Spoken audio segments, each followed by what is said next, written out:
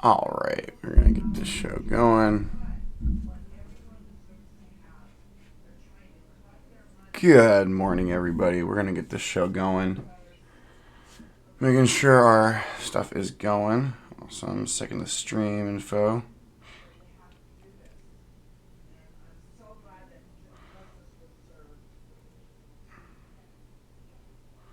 Give me a second, friends. We're going to put this on the social medias.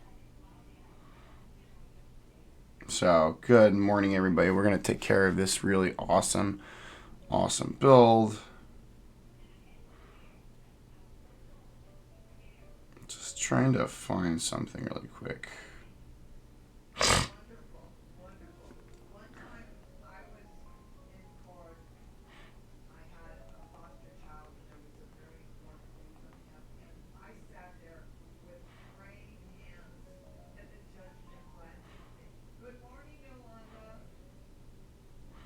So, yeah, we're just going to put it out there on Discord, folks, so give us a second.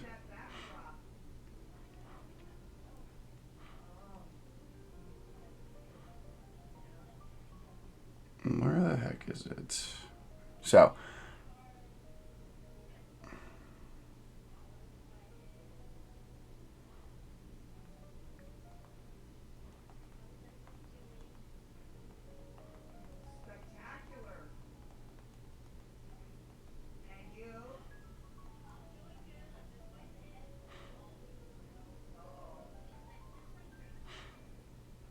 give us a second, folks.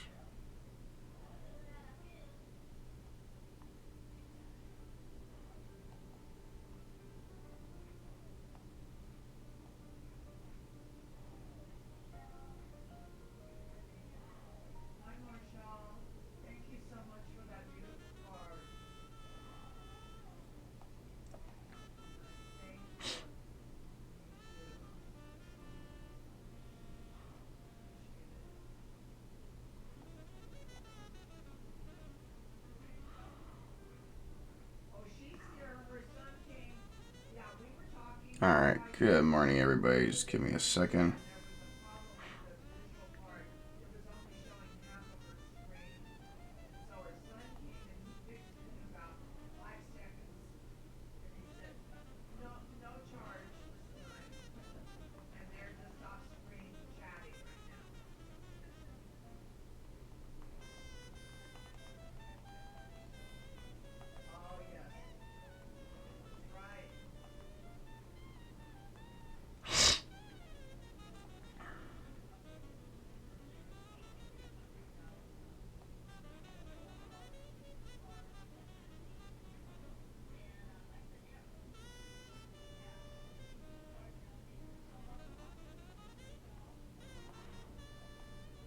Yeah, what's up, Bloody Eyes? What's up, Bloody Easy? We're just doing some stuff right now. Give me a second. I'm just trying to get, just putting the word out there really quick, and then we're going to get going, fans. So, give me a second. I got to do one more thing. So, we're kind of explain what the heck this project is. Give me a second.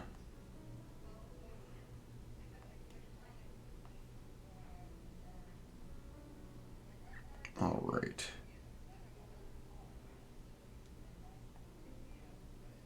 Cool. All right, everybody. So, hello, everybody. It's been a minute since we've streamed. It's been really busy. Been doing a lot of keyboard stuff. It's just been very, very slow progress. So, well, I'll essentially tell y'all what we have been doing over the past few weeks, which is rebuilding the Northgate OmniKeys and pretty much all my vintage Alps build. Back in December, I disassembled and tore down all of my vintage keyboards, and we were essentially rebuilding all of them from the ground up. And the big project for the vintage boards were the Northgate OmniKeys, which are my favorite of the vintage boards that I own. I have 7 of the 10 original models. My goal is to have all 10 original models of Northgate OmniKeys. This particular model right here is the Northgate OmniKey Ultra. And when I got the Northgate OmniKeys, I restored them and I rebuilt them. With the Alps that they came with. They came with Pine White Clicky Alps. Now, Pine White Alps, very, very common switch. But I had 7 boards built with pine white Alps, and I'm like, that's kind of boring. And I was talking with Careless and Alec Tardy, and I said, like, hey, I want to do something with the Northgate OmniKeys, and what do you think about the idea of having each Northgate OmniKey with a different switch type? And they said, yeah, that sounds really cool. So I asked him, like, I want to do the OmniKey Ultra first because that is my favorite and it's the biggest and most insane. And Alec Tardy said, well, what do you got? I said, I have every Alps switch. He said, put Ambers in it. And I'm like, okay, cool. We're going to do that. So one thing about this project, these are Amber clicky Alps. And a little bit of background on these particular switches. These are very rare Alps switches. They're up there with like brown Alps in terms of rarity. These switches only came in a specific model of Apple computer. It was called an Apple IIc. And it only came in a specific model number of Apple IIc because that computer came with a bunch of different switches. So Apple IIcs are expensive vintage computers in and of themselves, and that's the only place to get these. So last year, I just kind of watched eBay. I talked with Carlos, what do I need to look for, because I wanted Ambers, and I picked up 3 Apple IIcs. So I have about 200 Amber Alps, and I looked for the specific serial number, but I looked for good deals. So I got these Amber Alps for a very, very good price on eBay last year. But Amber Alps are very expensive. Like realistically, if you want Amber Alps, you're looking about $5 to $6 a switch. I did not pay anywhere near that price for these switches, but we're looking at probably $600+ in switches in this keyboard. So I wanted to put these, my rarest Alps switch, in this keyboard to really kind of showcase something absolutely insane. So there are 119 Amber Alps in here. So that's over $600 worth of switches at fair market value right now. And here's the crazy part. These aren't even the most expensive Alps switch. If you want neon green tactile Alps, you're looking at $20 to $30 a switch. So if I wanted to kit this board out with neon green tactile Alps, I'm looking at probably $2,500 to $3,000+ to kit this board out. So I'm not doing neon green Alps. That's a little too insane. This board is more than sufficient with these to kind of be my crazy showcase board. So what we did last night, I did a little bit of work off camera last night just because it was very slow and I didn't want to do that on camera. I essentially tested all of these switches. So all of these switches I tested with my multimeter. So all these switches have been tested to verify that they work. One thing with Alps, they're just due to their age, sometimes the switches will just kind of give out. So that's why you need to replace the switch plate, which is the part you actually solder and that makes contact. So all these switches have been tested, so all these switches work. I also installed the portions to mount the stabilizer wires. That's just all really slow work. What also has been done to this board, all these switches are fully restored. They all also have been lubricated with 205G0. So these switches feel as good, if not better, than when they were back in the day. So these switches are completely restored. Another thing too, I have my other Northgate OmniKey out here as well. We'll do a comparison. So this is a Northgate OmniKey Gold Badge, which has blue Alps. And blue Alps are by far my favorite.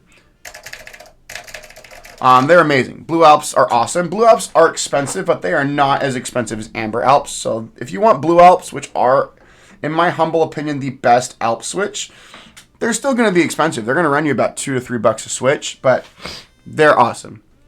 So then they're a lot easier to get a hold of versus these. Yeah, this is a beauty. This one's been fully restored. I built this one off stream because all my OmniKeys have been in parts for almost 2 months. So I threw this one together earlier this week just because this is my daily driver board. Like this board literally never leaves my desk. This is my board that I use. So we're gonna put this together.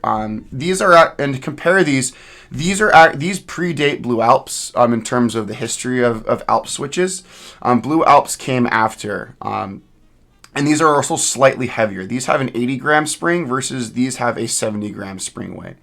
So NX keys, like I said, like your TKL project. We were kind of talking about doing an Alps collaboration. My kind of intention, if we're able to get that collaboration going, I absolutely would want that board to be yours, like your personal Alps build. That's kind of my intention with that project, which would be so sick. So like that board, I don't want to keep it. I want to build it, showcase it, help promote the board. but then I want to send it back to you and have that be your personal Alps build. That's kind of my goal with it, because I think Alps are really cool. And those of you may be newer to Alps, it's a really cool switch. But the thing I tell you, there's probably dozens of hours into each board I do. It's a very slow process, and that's why we really haven't been streaming a lot, because it's not the most interesting thing. Restoring the switches, like lubing them, like doing all the stuff, it's a lot of work. And I'm just like, it's not the most interesting thing, but there is a metric ton of work in this board alone. And I have like 25 vintage boards I gotta get back to restoring. So this is the next like few months process as we get these boards assembled. So I want to showcase the case really quick too. But one thing about this board too, you see these prongs right here. This board has its own daughter board, which is really cool. That mounts into the bottom of the case. And it has this old, so it has dip switches. So back in the day, this was able to be used for different protocols, XT, AT, ADB. Because back in the day, it's not like today where there was a bunch of standard protocols. Like today, like all your keyboards use USB. Like that's the standardized protocol like every peripheral uses. But like if you go back to the 1980s and 1990s, pretty much every computer manufacturer had their own protocol. So like, again, IBM developed like XT-AT protocol. ADB was developed by Apple. But there really was and there was a bunch of other protocols. So like, it was really kind of hard to like mix and match like peripherals because they couldn't communicate with the computers without some like tinkering. So this is really cool that this board kind of takes advantage of that and supports a bunch of the different protocols. And you have different ports too that allow you to use different cables to interface with different computers. I mean, we're going to use this over USB. But this is a really cool part of this particular board. We also have our keycaps. These are double shot ABS keycaps, which are really, really good. I had a Northgate OmniKey previously. I gave it to K4X1. If you're familiar with him on Discord, I wanted a Northgate OmniKey Ultra. I found one for cheap that wasn't yellowed, and we picked it up. It was really cool. So I'll show you the case. We have the case fully restored. We restored. So this I did not retrobrite this. This is its original color. So this is a massive, massive keyboard. And we did test fits last night, so everything is cleaned up. We even have the original labels on here, which are really cool. So that is really, really awesome for this particular board. And I can tell you exactly when this keyboard was made. Give me a second and we'll take a look at that. So according to the date markings right here, there's some date markings right here. This keyboard was manufactured on April 10th of 1990. So that was one thing that's really cool with a lot of these vintage boards. They have pretty much exact date stamps of manufacture of when these boards were made. So that's something that is really, really cool in terms of doing that. So that's what we're going to do. So we're going to fire up the soldering iron and we are going to get going. So this is going to be a really cool project. So we're going to flip it over and we're going to get going. So we have a ton of switches we got to solder in. So we're going to get my solder wick out and we're going to kind of go from there. So this is a really, really cool board, really cool project. And again, we're going to be built. And then tomorrow too, everyone, just while we're waiting for the soldering iron to warm up, I do want to showcase really quick our first giveaway that we're going to be doing on here. So information is going to be on my Discord and also my Instagram page. But we're going to be doing the build stream tomorrow at 5:30 p.m. Pacific Standard Time for our very first giveaway on here. So this is our Swag Keys Transition Light built with pine white clicky Alps. And these Alps have been fully restored and they're smooth as can be and they sound amazing. This is a really, really cool board and this is going to be a giveaway. No, so Alps are not hot swappable. So one thing about Alps, they take pretty much their own pattern everything. So like I'll pull out a keycap. So Alps, as you can, let's just kind of flip this over. A little education about Alps. So as you can see, Alps have their own unique stem. It's a little rectangle versus the plus you see on cherry switches. With the stem being different, they take their own pattern keycap. So Alps take their own pattern keycap. Also with Alps, they take their own pattern stabilizer. Alps stabilizers are plate mounted. There is no PCB mounted stabilizers, which is pretty interesting. Also, Alps, the switches have a different footprint. So they take their own plate, which is different from Cherry MX. And then also they take their own pattern PCB. If you look right here, I'll bring the PCB up. If you look right here, the pinout is very different from Cherry MX. They're more parallel next to each other, whereas Cherry MX pins are kind of diagonal from each other. So they take, again, pretty much their own PCB, they take their own plate, they take their own keycaps, they take their own stabilizers. The exception is if you build a keyboard with DCS keycaps, you're able to use Cherry MX stabilizers. DCS keycaps, there's only 6 sets made by Signature Plastics. I have 4 of the 6 keycap sets. This is one of the DCS keycap sets. This is DCS Alpine Winter, which is one of my boards, and my stabilized keycaps are using Cherry MX stabilizers. So that's kind of, DCS keycaps are kind of a hybrid. But yeah, that's pretty much with them. And also there is these switches, you really want these soldered in. Alps can be very fragile, so you really don't want to be pulling them in and out of boards. So once you kind of solder them into it, like the final board, you just kind of want to keep them that way. So like for example, so that transition light that we're going to be giving away, again, this is going to be a full solder build. What's up, silly? So this is a really cool board. So this is so yeah, and this will be uploaded to YouTube, by the way. Thank you, my one of my chatters. So we're gonna be uploading this to YouTube, but yeah, this is gonna be built with all Alps parts. So we have an Alps PCB from Careless. The plate was designed by Careless, and then it was made by Tom at Hype Keyboards. Tom is one of the sponsors of the channel. So a very big thank you to Tom at Hype, and also just Careless for his help. And these Pine Whites are from the early 1990s, and they are clicky. So you're going to be getting a clicky keyboard, whoever wins this. This is one thing about this giveaway. It's going to be run through my Discord server. So we're going to have instructions posted tomorrow on Discord on how you can join the giveaway. It's available. It's going to be a global giveaway, so it's not going to be limited to people who are here in the United States. It's going to be open to anyone around the world. So and we're going to have details further tomorrow. But this is going to be a cool board that someone's going to win. And again, one thing that's cool, this is a fully plastic case, and one thing about Alps is they sound best in plastic cases. Alps really are a very resonant switch, and the more polymer cases have a lot of resonance. So these switches are going to sound absolutely gorgeous. And again, this board is not built. We're going to fully build it on stream. I just kind of have the switches in here just kind of as placeholders. There's no PCB in here at all. So yeah, this is going to be a really, really cool board. So I'm really going to be happy to kind of build this tomorrow and then give it away to one of you lucky people on the internet. So that's going to be really awesome. And we're going to be doing quite a few giveaways. NX Keys also is going to be sending some stuff over, and we'll be doing some giveaways with some of their cool stuff in the future. And I have some other boards too. We'll be doing like a Test 65, and actually one of my vintage boards that I've restored will also be given away sometime in the future. So we got some cool giveaways coming up. But the transition light is going to kind of kick off doing giveaways and my way of giving back to the keyboard community. So that's going to be really cool. So yeah, and it'll be a nice way to kind of spread the love of Alps. So, which will be really cool. So it'll be really kind of cool to see that person's reaction with that particular board. So let's get this puppy soldered, and we're gonna just kind of go from there. So this is gonna be really cool. So let's pull this back. Let's get my solder vent. Another thing too, if you solder, please get a vent or be outside or in a well ventilated space. You don't want to be breathing this crap in. Take care of your lungs, people. So that's a big thing. So we're going to kind of solder this puppy in, and we're going to go on. But yeah, another thing too about these old boards, their PCBs are absolutely gorgeous. Like, this green PCBs are my favorite. They're awesome. So this is not a new old stock. This is just a OmniKey. Let me tell a story about my Blue Alps. So my Northgate OmniKey is, and then this one we're rebuilding. I got them on eBay.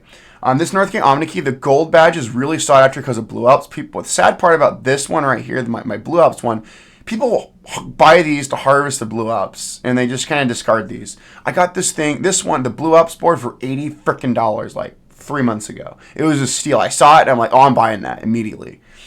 This one I got for about $100 on eBay, and it was just so clean. I just I already had a Northgate OmniKey, and I said, well, I'm going to buy it. And then I gifted my Northgate OmniKey Ultra to K4X1 down in New Zealand. So, yeah, no, it's really, really cool. So this is going to be definitely one of the centerpieces of the OmniKeys next to the Blue Alps one. So, and again, we're going to be doing a whole build series with the Northgate OmniKeys. So we're going to be rebuilding all of them. So, and each OmniKey is going to have a different switch. That's the kind of cool part about this project. So we're going to start soldering in switches. So we got 122 switches we have to solder in. So It's going to be a little bit of a slow process, but I did a bunch of front loading last night with this build because I really didn't want this build stream to be like 4 hours. Yeah. So I'm still trying to track down. So there's 3 OmniKeys I'm trying to track down. We're trying to track down the 101P, the 101I, and then there's another variant of OmniKey 102 that I'm tracking down. So I have 7. So I have the OmniKey Ultra, OmniKey Ultra T, I have the Gold Badge OmniKey, I have the OmniKey Plus, I have the 101, I have the 101N, and then I have the OmniKey 102 variants. So, and I also have the Ultra T. So I have 7 of them. So yeah, it's a good collection. And again, I think the OmniKeys, if you want to get a vintage Alps board, I think Northgate OmniKeys are fantastic boards. They can convert to USB very, very easily. With any type of passive converter you can get off Amazon. And you can remap keys on these boards, which is really cool. And they're just well quality built boards. I'll pull up the case once we get to final assembly. You can really see how the top tier quality that they used on these boards. Like, they do not build keyboards like this anymore. Like, many people within the vintage space consider Northgate OmniKeys, especially among the Alps keyboards, like some of the best Alps keyboards ever made. They're just outstanding build quality. And they are by far my favorite vintage keyboard. And there's a reason I want to have the whole product line of Northgate OmniKeys. They're outstanding keyboards. They are absolutely amazing. So, and it's a shame they don't. And the thing that was crazy, Northgate Computer Systems was based right here in the United States. They were based out of Minnesota, and the thing that's crazy is the thing that became really sought after of their stuff actually wasn't their computers, it was their keyboards. These keyboards came with the computers that Northgate Computer Systems sold. They chose a really good manufacturer, and they were just really top-tier keyboards. So Northgate Computer Systems, they're not really remembered for the computers. They're remembered for their keyboards. So that's the really kind of crazy thing with them. So it's just kind of crazy how these kind of shaped up. And I'm really excited to get these boards back together. Because, again, these are my favorites. And this is the biggest. Of the OmniKeys, this is the biggest. And back in the day, the Northgate OmniKey Ultra was their kind of top-of-the-line model. This board had all the bells and whistles, all the extra features you could have wanted. This was the most expensive and again their most premium model that they made. So, this was their top of the line board. So, yeah, we're soldering in the numpad right now, and then move on to the 8K cluster. And those of you who may be wondering what an 8K cluster is, as the stream goes on, we'll kind of explain what the 8K cluster is. 8K clusters are kind of an older feature in keyboards that aren't really popular today anymore. So, yeah, so OmniKeys were made by, Focus was the OEM. If I look on a lot of the chips on the PCB, the keycaps are made by Focus Electronics. So, and it's weird because Focus Electronics, their earlier stuff was really high quality, like the FK727 and things like that. Whereas you get to the FK2001s, they kind of tried to make the boards a little more affordable. That's why they kind of cheaped out in components. But these OmniKeys were made when Focus Electronics still made really, really high-quality stuff. I mean, their keycaps are some of my favorite Alps keycaps. So, Focus Electronics was the manufacturer of these, and then Northgate OmniKey, they had put their badge on them and then sold these keyboards. But, this design of keyboard, which is really interesting, again, it's mainly known through Northgate Computer Systems, but there are these OmniKey keyboards that have badges of other computer companies, especially later in the production. Because the thing that's kind of crazy, these keyboards were manufactured until 2011. So when Northgate Computer Systems went under, the keyboards were still so popular. Some company picked up these keyboards, and these variants of these keyboards were manufactured until 2011, which is just kind of crazy. That just tells a testament to how quality these keyboards were, and how good they were. So that's something that's just really kind of amazing about Northgate Computer Systems and the keyboards that they designed. And also these boards are built like tanks. They're I'll show the build. Let's show different parts of the build quality. This PCB is 1.0mm thick. This mounting plate is steel. So this mounting plate weighs a ton. And when this board is fully built, it is freaking heavy. It is an absolute chonker of a board. for sure. So that's the kind of just crazy thing about this keyboard. So it's a pretty cool, like, again, like vintage keyboards. I definitely, if people are getting into the hobby, pick up a vintage keyboard. Like some of my favorites, Northgate OmniKeys are my favorite, but like old Apple keyboards, IBM stuff is really cool. And like vintage stuff, you can get into it very relatively affordable. Like old Apple Alps keyboards, you can get for like less than $50 on eBay. Like a Model M, you can get for like less than $100. And they make fun restoration projects, and they're fun to learn about. The history and restoring them is like a really rewarding process. And then once you're done and you have the board restored or cleaned up, like you have a cool little piece of like tech history. And they're fun. So like I definitely recommend people get into vintage keyboards. Like they're really cool. And also depending on where you are in the world, that'll determine like what you can get access to. I'm spoiled living here in the United States that we have access to a really amazing amount of vintage stuff. Which is really, really awesome. But I know in other parts of the world, like, what you have access to is very different. Like, my friend K4X1, who's pretty active in the vintage computing space, like, he's down in New Zealand, and he's told me, like, it's very limited what you can get access to down there. So, all right, cool. We have our numpad soldered in. Now we're going to do our 8K cluster. So let's get the 8K cluster going. So numpad is done, which is pretty cool. Now we're going to go to our 8K cluster, which is going to be good. So the 8K cluster is really cool. It's kind of like a hybrid. So the 8K clusters are kind of it was a thing in older keyboards. It's not really popular today in modern keyboards. There are certain like keyboard projects today that will do 8K clusters as an option just because it's cool. But 8K clusters are kind of a hybrid of like a numpad and your navigation and arrow cluster. So when we get the board together, we put the keycaps on, we can kind of go into a little more detail and kind of showcase what the 8K cluster is. Oh, cool. Nice, Juke City. 8K ones are awesome. Like, I have two of them. I have the Salmon and Orange Alps one. They're in pieces right now because I'm restoring them. I'm doing further restoration on mine. But 8K ones are awesome. Like, that's a really good vintage keyboard. And you get some of those boards either come with Orange or Salmon Alps, which are, like, arguably probably the best tactile Alps. Oh, yeah, dude, I love my Orange one. Like, Orange Alps are awesome. I have a metric truckload of Orange Alps for some projects coming up. But yeah, Orange Alps are amazing.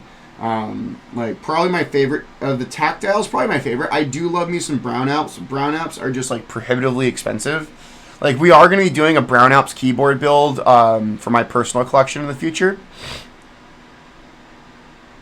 Yeah, so, yeah, the Bloody Easy, it's tough. Like, yeah, eBay is like usually going to be the best source. I know if you're over in Asia, like Oceania, like Taobao is really good. Some of the Chinese websites have some really good vintage selection. But that's the thing I've learned with meeting people from different parts of the world. There are just again, depending on where you are in the world, that's going to determine what you have access to in terms of vintage stuff. Like I've talked with some people who are in India.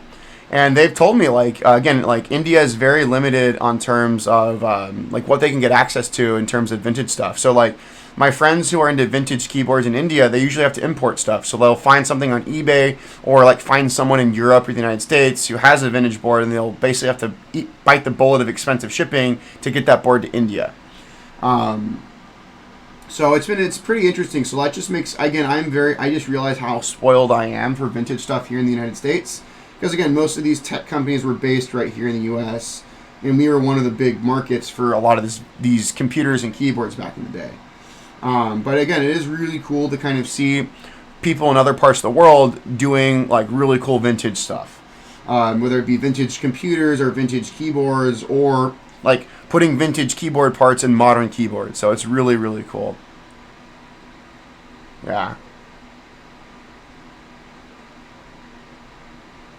Yeah, I mean, Juke City, I have 4 Zenith Z150s I'm sitting on. They're just long-term projects. I have one, so I have a client in Russia. I'm going to be building a Zenith Z150 probably later in spring, once we get out of the winter. We'll be building that. So yeah, we'll be definitely building the Zeniths. I've been sitting on them for probably almost a year. I've just been busy with so many other projects, and that board has given me a lot of problems converting it and building it out. So, but yeah, the Zenith is definitely going to get built soon. So yeah, we're definitely going to be building some cool Zenith Z150s. Well, here's the sad part. I'm going to turn this off. Like with Alps and a lot of these vintage boards, like the sad part is the vast majority of these boards were thrown away and sent to the e-waste bin. The Alps boards and like vintage keyboards like you see on eBay or any online or on like Facebook Marketplace, those are the ones that just happen to be saved. Like the vast majority of these keyboards were destroyed. And that's really, really sad. Like, especially if I've talked to people who are older and have been into tech for a very long time, like going back to like the 80s and 90s. Like I was talking to a user on Reddit, and he said in the 90s you couldn't give away Alps keyboards. Like no one wanted them. Like when people were switching over to rubber dome keyboards and moving away from like Alps keyboards, like people were just throwing these away by the case. Like it's really, really sad. Like so these Alps keyboards that you see, like that's just what people happen to save. Like the vast majority of these were destroyed and don't exist anymore. So that's why like I'm glad I've gotten into vintage keyboards and trying to get the keyboards that I really want, because they're not going to be around forever. Like eventually we're going to get to a point where like all these vintage keyboards are bought up, and the people who have them are going to be asking absurd amounts of prices for them. So yeah, and again, Alps, and that's one thing I've done too. Like I do client commissions, or like I'll send switches to people in other parts of the world for a fee. Like I have done a lot of client Alps build work for people in other parts of the world. Like I've built stuff for people. I did a bunch of restoration work for a guy in Japan. I did some commission build for someone in Singapore. I've done some stuff for people in China. I'm doing a client build for someone in Russia. I've done some work for people in Europe, South America. So like I've been privileged enough to do Alps commission work for people in other parts of the world, which has been really, really cool. Yeah, I know like neon greens got absurdly expensive when COVID happened. Like prior to COVID, neon greens were still like the price of like oranges and salmons. You can get them for like $1 to $2 a switch. Now neon greens are like have been all bought up and they're ridiculously expensive. Yeah, so that's really cool. Yeah, no, when I harvest boards, I keep the cases because you never know if those could be used for a future project or someone genuinely wants it. So like when I harvest boards for switches or parts, I keep the PCB, I keep the plate, I keep the case, because again, those could be repurposed into something really cool. So, but yeah, so it's really cool. So yeah, we're just going through the 8K cluster now. So that's just the thing with vintage keyboards and just vintage computers. Like one project I'm working on, will do final assembly on stream. I'm building a Model F XT. I ordered inner foam and a keycap we're going to be replacing on it to mod it. And then we sprinted the barrel plate and the back plate. And then the bottom case, I had to get custom Cerakoted because it was just rusted to all hell. And I tried sanding it down and refinishing it, and it was beyond my ability with what I had access to in terms of equipment. So when I get the bottom case back from my Cerakote guy and we get the parts that we ordered for it, we're definitely going to build that board. Because if you look in the background, I have my IBM battle cruiser, but I also in my closet behind me, I have 2 IBM battleships that need to be restored. So we got some really cool restoration projects that are coming in.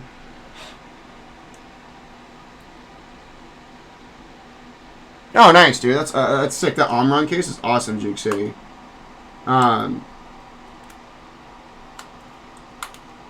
Yeah, so we're just making sure these switches are properly seated. And then we'll solder in our second pin. So that's why you're wondering, why is he just soldering in one pin and the reflowing solder? It's to make sure, sometimes when I put Alps in, they're not fully on the PCB. So I'm just reflowing the solder and then pushing them down to make sure there's no gap between them. Because we want to make sure that this is as well built as possible. So that's why my soldering vintage boards takes a little bit more time, but it makes the end result is really nice. So yeah, so this is looking really good. 8K cluster's almost done. Awesome. Let's get the top of this 8K cluster. Awesome. Perfect. Awesome. So here's the thing about the Seal 80. I'm going to be getting one for review. So Juke City and other folks watching. Again, I've been really privileged to. Last year I got to review 3 awesome projects. I mean, one of them's on here. The Bloody Easy has been on here. I got the Bloody Easy sent me an ETAR 87 to review. I actually have it here. I'm going to be sending it back to the Bloody Easy probably within the next week and a half. I've just been really busy mailing out stuff. So Bloody Easy, you're getting your board back probably in the next week and a half. So I'll be mailing that out. But I also got to look at the Baron Boards BP1 prototypes, which are really cool. We built a couple of them with Alps, which was awesome. And then I also got to take a look at the Keybay Tech Secret 65. So I was really lucky to get 3 awesome projects that I was passionate about. And again, Nick's Keys is going to be maybe working with Nick's Keys this year with one of their projects. And then also the Sensi guys reached out to me and asked me if I'd be interested in reviewing the Seal 80. So, and I said, absolutely. So we will, they're still doing the Chinese, I think they just finished up the Chinese group buy and they're working on logistics for the international group buy. Well, here's the thing, for the review for the Seal 80, it's going to be compatible with a ton of switches. Juke City, just FYI, at the initial group buy, the only kit for the Seal 80 that won't be available is going to be the Space Invaders kit. So when I get the board for review, I'm going to be building with Cherry MX and Alps just to kind of showcase what you can do with it for both of those switches. For my personal unit long term, I want to build it with Space Invaders. And I was talking with the guys at Sensi, and they said at the group buy, the Space Invaders PCB and plate is not going to be available. That's going to be something that people are going to have to buy separately down a little later this year, which is kind of unfortunately. Yeah, so yeah, dude, yeah, Space Invaders are sick. I definitely want to get a Space Invaders, and I'm getting the Seal 80 for Space Invaders. So, and I want clicky Space Invaders. Oh, what the heck? So it's a really cool board. So yeah, we're just soldering this puppy in. So really, really cool project. So we are soldering these puppies in. Awesome. Yeah, but that Seal 80, when we get it, because I also, within the next, I'd say 2 or 3 weeks, we're going to be building my Seal full size with Alps. So I've been waiting on the Seal full size. The one thing I was waiting on was Careless to design my plates, and then for Tom over at Hype to make them. So I got those in last week. I still got to restore the switches, so that's going to take some time, but we're going to be, while we're going to build out my Seal full size is going to be sick. And we're definitely going to build that board on stream, because that's just going to be an awesome project. My Seal has been sitting unbuilt for months because I got it back late last year and it's just been sitting there. So it's gonna be that's gonna be another awesome project when we're gonna get it. So can't wait to show you that. We got some really cool Alps projects coming up. I'm picking up a board on Friday from a local user. That's gonna be another really cool Alps project. So when we get that board built, we'll definitely showcase it to y'all because that's another really cool project we're getting. And we're gonna be doing some other streams this week too. We're going to be building another OmniKey with very rare Alps switches. We're going to be building this board's younger brother, the OmniKey Ultra T, with Alps SKCM cream switches. So those are the undampened cream tactiles, which are very rare. So I have a set of those we're going to put in that. So we'll probably build that on Tuesday, probably. So oh, dude, a Heine TKO would be sick. That's a board I would love to have one day, but I have so many freaking boards, dude. It's like I have more boards than I know what to do with, and I have so many projects I gotta build. So I'm not in a rush to get new boards. All right, cool. AK cluster's done. So that is awesome. We're gonna go over and do our FRA column over here now. So let's move it on over. Let's move my vent. Yeah. Yeah, orange Alps are probably my favorite to put in modern keyboards. They just make such good, they're such good switches. So doing the rest of our column right here. And what's crazy about this board, it has 2 F rows on this. So you have the F column right here, and then you have a standard F row at the top. So this board's just kind of crazy. So you have 24 F keys on this board, which is just kind of awesome.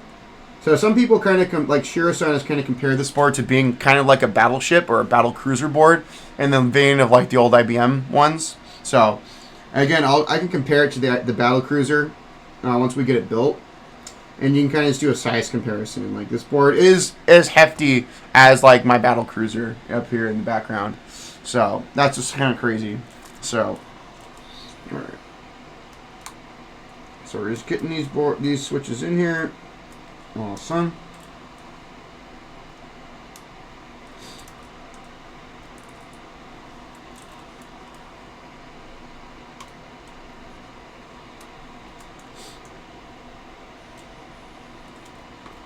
Let's go from the top to these ones.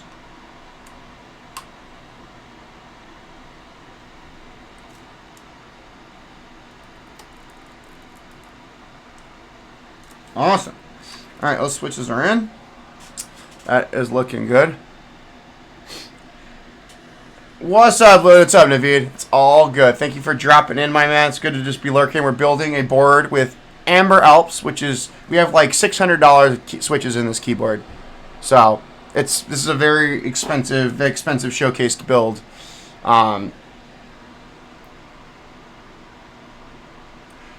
Do you know what's funny? I have a metric truckload of pine whites. I have like hundreds of pine white out. So I usually use them for like client builds if they want them. Like I have a couple of my personal like modern builds with them. I don't know. I need to put pine whites in a vintage keyboard, so I'll probably put it in one of the FK2001s because that's like the switch they originally came with. Let me take that back by the FK. That's one of the many switches FK2001s came with. Those switches, FK2001s, I have several FK2001s we will also be restoring because that's another keyboard family I love. I have several different models. They're also in pieces waiting to be restored. So those will get restored after. I want to do the OmniKeys, then the Apple keyboards, and then we'll get to the FK2001s. So, yeah, I mean, recently I tracked down a super rare Blue Alps FK2001, which is super awesome. So that was a really, really awesome board. So I found it from a local user. That one's also currently in pieces. I had to tear it apart because I was having issues with the PCB. So I got to do some work on the PCB to get it to fully work. So that board will get rebuilt eventually. But yeah, the Blue Alps from that board then went in this board. So all right, let's do our second F-row up here at the top. Yeah, but it is kind of crazy that this board has 2 F-rows. So I love double F-rows. It's very much a vibe. Like, double F-rows are awesome. Oops, didn't mean to do that.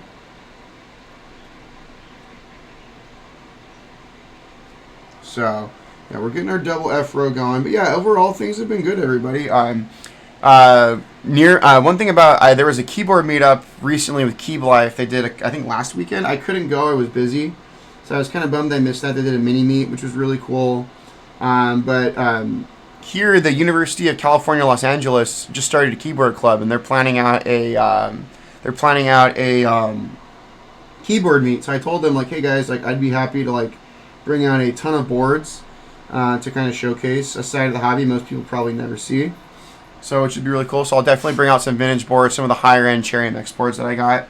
To really kind of show people, like especially college kids, like a side of the hobby that I think most people don't really dive into.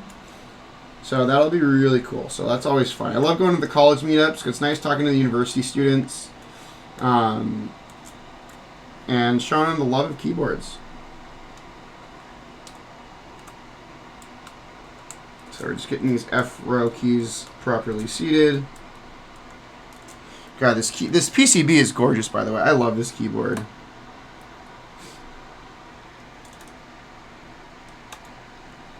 Like, it is friggin' awesome.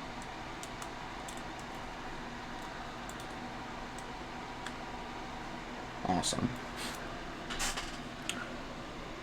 So, dude, you know what G80 I want? I want the Cherry G80, either 21. I want a Cherry G80 2100, and I want a Cherry G80 9009. Which those are basically really, really expensive and really rare. I want both of those, but I really, really want one. I know they're both extremely rare. I want both. I mean, those are long-term searches. Like, I am in no rush to get either of those boards. There are some people within the Los Angeles keyboard scene who have them, and so like there are people. Yeah, I think Zanyu has the one who has the 9009. Like, I want those boards. They're just absurdly expensive and extremely rare. I would love to have them. And again, there are people within the LA scene who have those boards. There's a few people who have them. And from when I've talked to them, they said they're not selling them. I'm like, damn. So, yeah, but those are two boards I would love to pick up. But again, they're like, I'm in this hobby for a while, long term. Like, this is the hobby. I'm not going anywhere. So, like, if I pick up those boards, it's definitely going to be a long term thing. There's other things I definitely want to get. Like another board I really want to track down that's vintage is a IBM Model F122. So the battleship version of the F1 of the Model F. Like, I definitely want that board. Those are a little expensive. They're like, I'd say between like $500 and about $1,000 when you find them. And those boards still need a lot of restoration work when you do get them. So, okay, we're almost done with our F rows, and then we can move on to our main alpha cluster. So yeah, like there's things I definitely want for the vintage collection. I just realized those are going to take a much longer period of time to acquire, just because of how rare they are. Like my Blue Alps FK 2001, I was looking for probably a couple of months. Oh, Juke City put something in chat. Let's see what it is. Let's take a look. All right, let's see what Juke City sent me. Oh, that's sick. Oh, that is awesome. What switches are in this old NCR? This is awesome. I'm gonna watch that. You never know. That's cool. Is that Alps Cherry MX? Like what Omrons? What is this? I need. Yeah, these old NCR boards are. Ooh, it's a terminal board. It uses RJ45 connector. That is awesome. Oh, Green Alps. Oh, heck yeah. Oh, dude, what the heck? I'd get this. This is awesome. Dude, I love SKCL greens. I mean, I probably won't get it now because I picked up 3 boards from Careless, and that was expensive. So I'm probably not trying to buy like new vintage boards right now. I want to restore what I have, and then once I'm done with that, go into new stuff. Because again, the boards I got from Careless were, very, very expensive. So yeah, I love SKCL greens. Like we're gonna be building one of the OmniKeys with SKCL greens. So, which is going to be sick. All right, now we're going. Actually, I want to talk about something here. But yeah, I bookmarked that I saved that on my watch list for my eBay account. Who knows if it's still there in like 2 months? You never know. So everybody, I want to just kind of flip the board over and kind of talk about quick little thing about Amber Alps. So one thing about Alps is they made different generations of Alps, even between like a particular switch type. So the Alps, pretty much outside of my alpha cluster, are going to be later Amber Alps, and they come with a green switch plate. That switch plate is what I've been soldering in. That has the pins that pokes through the PCB. The Alps right here on the alpha cluster and the number cluster right here with my modifiers. This portion right here, the one I'm actually mostly going to be using when I use this board. These are early Amber Alps with the black switch plate. So we kind of have a hybrid of 2 different types of Ambers. They sound and feel the same, but these are much earlier Amber Alps. So I wanted the earlier Amber Alps to be my alpha cluster, and then the rest of the board kitted with Amber Alps that were a little bit later. So that's a little cool thing about this board. We have some really special Alps with regards to the alpha cluster. So we're going to flip it back over, and we're going to continue soldering. We're on the home stretch, folks. We're just doing our main alpha cluster now, and then we'll be able to start putting stabilizers and keycaps on this. So that's going to be really awesome. So awesome. So let's turn the vent on. Let's continue going.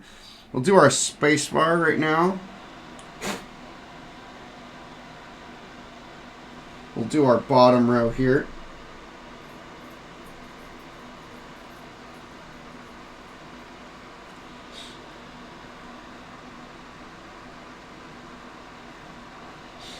Do our bottom row, and then all we need is our numbers and our alphas, and then our main modifier keys. So what did I get from Careless? So I got an HP Vectra portable CS for the keycaps and the switches. I wanted those keycaps forever, and then I got a Z170, Z150, and then I got a WYSE board. So the Z150 and the WYSE board had green Alps. I needed greener. Oh, I bought the Vectra. Heck yeah. Those switches are immaculate. We need to lube them. I got them cleaned up. They're drying right now, and then we're gonna reassemble and lube them, and then we're gonna put them in one of the those switches are going the OmniKeys. The keycaps are gonna go on the board, a modern board that I'm buying this Friday from a local user. So I'll definitely be posting about that board when we get it. Oh yeah, dude, I bought a lot of stuff from Careless. I mean, there's a reason Careless is like one of the friends and the sponsors of the channel. I give Careless a lot of business. Let's just put it that way. So I've spent an ungodly amount of money with Careless, but I want to keep Careless in business.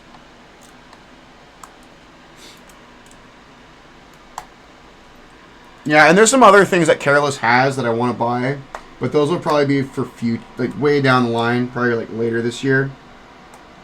Like Careless has a couple boards I really want, and the price he's asking is very fair, but they're just out of the price range that I really want to spend right now. Cool.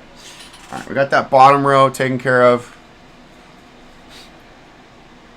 So the board I'm buying, I'll tell you the board I'm picking up, Kelvin. So I bought a Key Company Molly. That's an older board. I think that ran in like 2019. And I asked Careless when I got those keycaps, like, what's a modern board that those keycaps would look good on? And he said, to his knowledge, it's the Molly. So it's an older board. It's kind of hard to track down. So I put a feeler out on Mech. I was searching around Mech Market on Reddit and Discord, and I found a user who posted like a year ago that they were selling one. And I messaged the user and I said, hey, do you still have the Molly? They said, yeah, I do. I said, well, where are you located? I said, I'm in Los Angeles. I said, oh, yo, I'm in Los Angeles too. So I'm meeting that user this Friday, and they sent me pictures and they told me about the board. They never soldered the board. They have the solder PCB, which is the one you want because that has Alps support. And they never built it. So it's basically brand new. Like the board still has the plastic on it. So I'm basically getting a brand new Molly at MSRP this Friday. So I'm going to meet the user after work, and we're going to meet up local in Los Angeles. I'm going to pick up the board, and we'll probably build it sometime next week. And we're going to put Careless sent me the plate file that supports the Vectra keycaps. They have a weird profile, and they need a special plate. So that plate has already been made. I had Tom make it when he sent my batch of plates in. So I have the plate, so we're ready to build that board. So it's going to be a really, really cool project once we get it in. So that Molly is going to be awesome. I had to sell one of my keyboards to fund that board. I sold my Geon F18X 722, which I wasn't too bummed out because I have my Geon F18X V2, which they're basically identical boards. Like I'll get a 722 again later in the future, but that Molly was just too good of a deal to pass up for this HP Vectra project. So that's going to be we got some really cool projects. Well, here's the thing. I have a JO2. But my JO2 is built with Alpine. I had it custom Cerakoted for Alpine Winter, and it's built with Pine Whites. So this is my JO2 project. So it's a really sick board. Yeah. So yeah, I love my JO2. My JO2 is a 1 of 1. So like you're never gonna see another JO2 like that. So yeah, I freaking love my JO2. And Jay loves it too. I've sent pictures of my JO2 to Jay, and he freaking loves mine.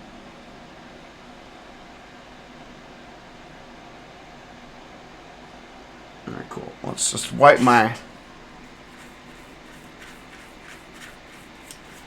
Hey, that would be sick too. You never know, sir. Alright, cool.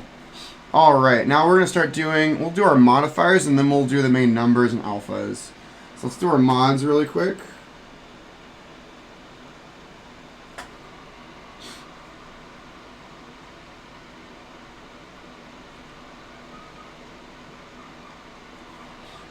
Let's do our modifier keys over here.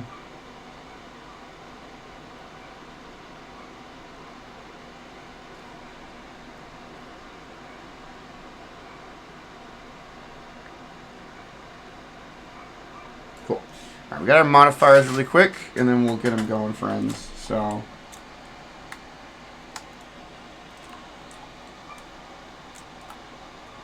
Awesome. Let's get that backspace. Awesome.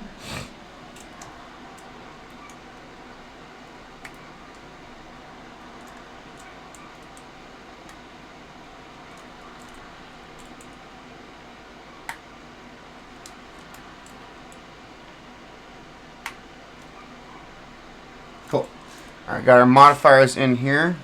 Let's get those soldered in.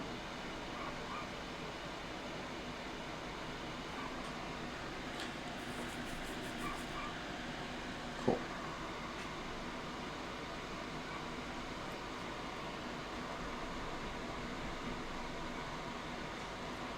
Awesome. Let's get the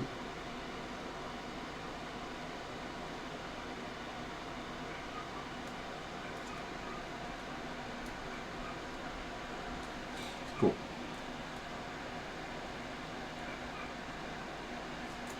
Cool. Let's do this one right here because this one is a little bit weird.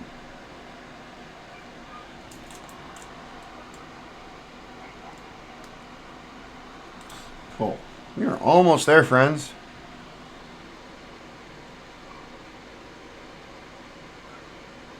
Hey, Kellen, I would love like one of those Dells with those like sub legends. Let me, if you could like definitely like DM me some pictures when you get those, dude. I would love to like see those and also like maybe track some of those down for my own personal collection because those are sick.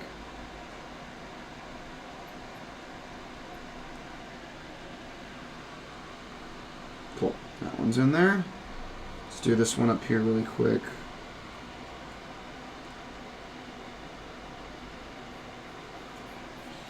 Okay. Give me a second.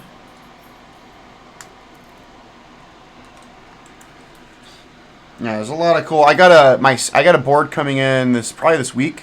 It's my Salmon Apple M3 501, which is I've been trying to track one down forever. So cool. Got those in. Let's wipe this off. Okay, let's just get the rest of this solder.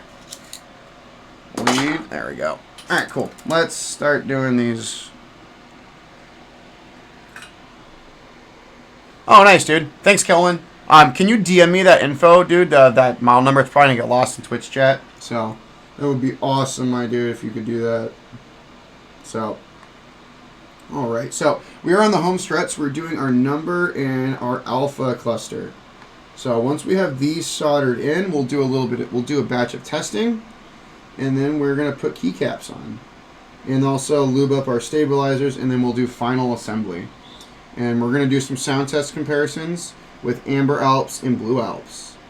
So, I definitely love these boards. These are awesome boards, for sure.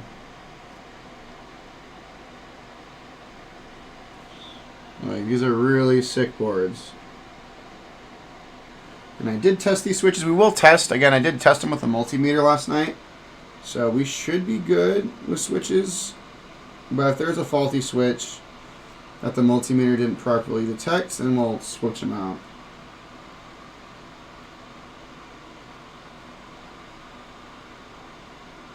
We're just doing one pin on each because we're going to properly seat these switches.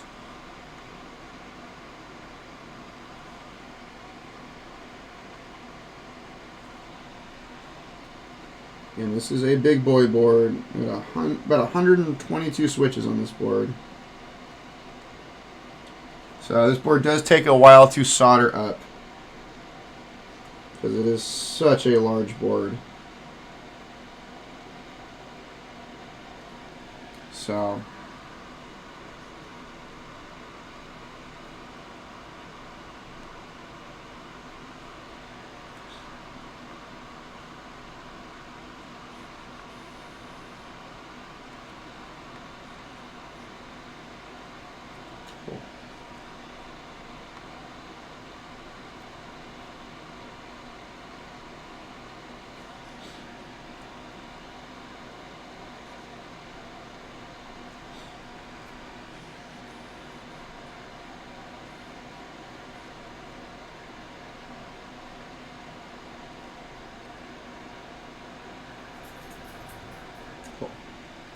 almost there.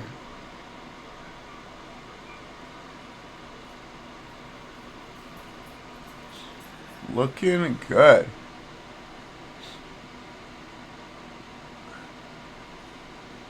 Okay, cool. Thanks, my man. So, yeah, we're on our bottom alpha row right here.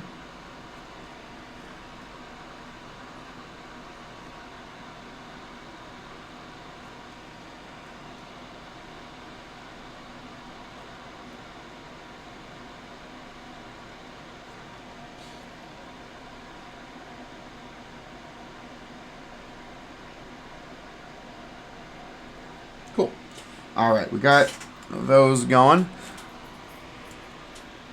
Now let's properly seed these switches.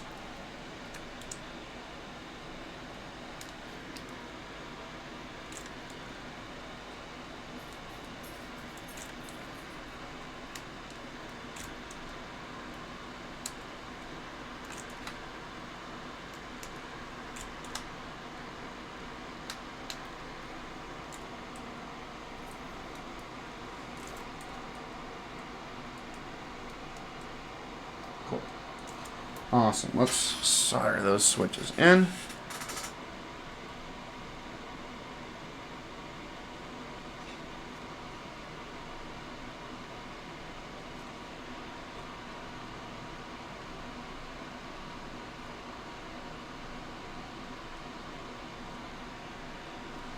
Alright, we're getting there, friends. Alright, coming in.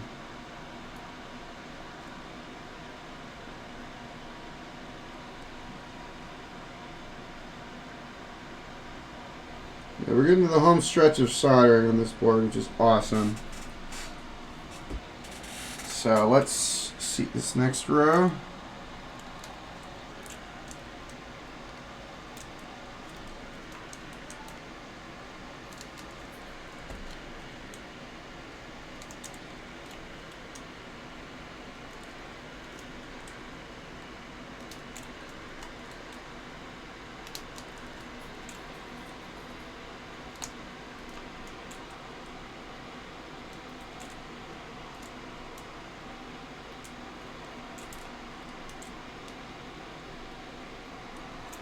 Okay, let's just kind of go through and see this next one.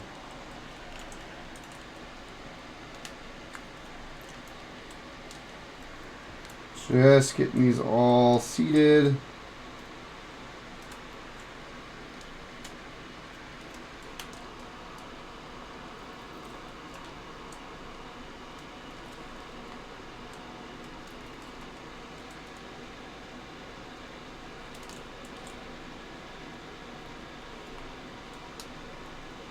Cool.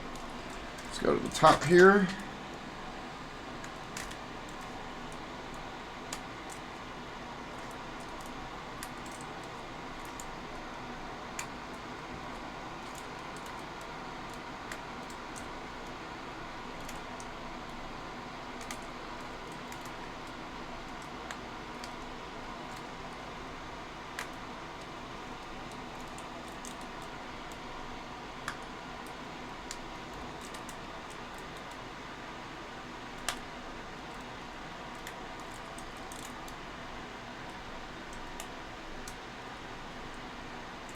Awesome. Alright, we are good to start doing the final soldering of these last pins, and then we are good, friends. So, that is really good.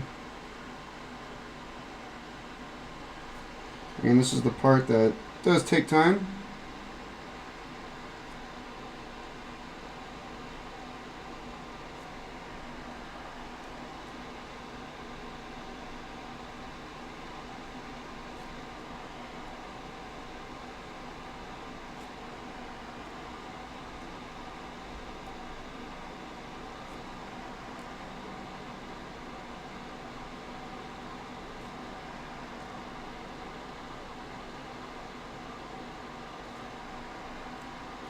Cool. We are on the home stretch, everybody, and then we can start doing testing. But yeah, this is an amazing board, and again, it is truly insane.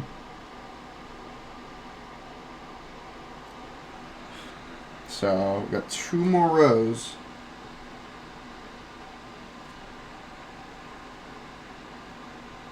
Again, this is a very lengthy board to solder in. Again, it just, these OmniKeys, all of them, also another thing about OmniKeys, they are all massive boards, so especially when you get like the OmniKeys that have like the AK clusters, like they have a ton of switches.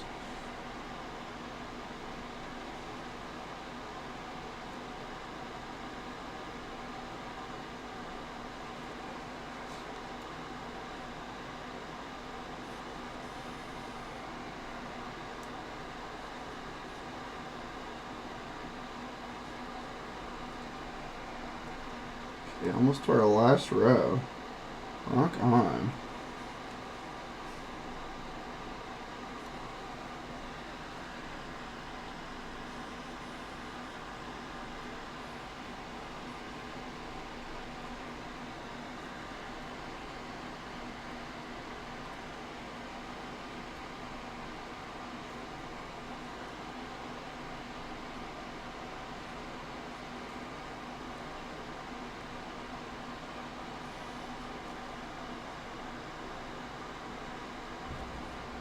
Almost there, friends. 3 more switches.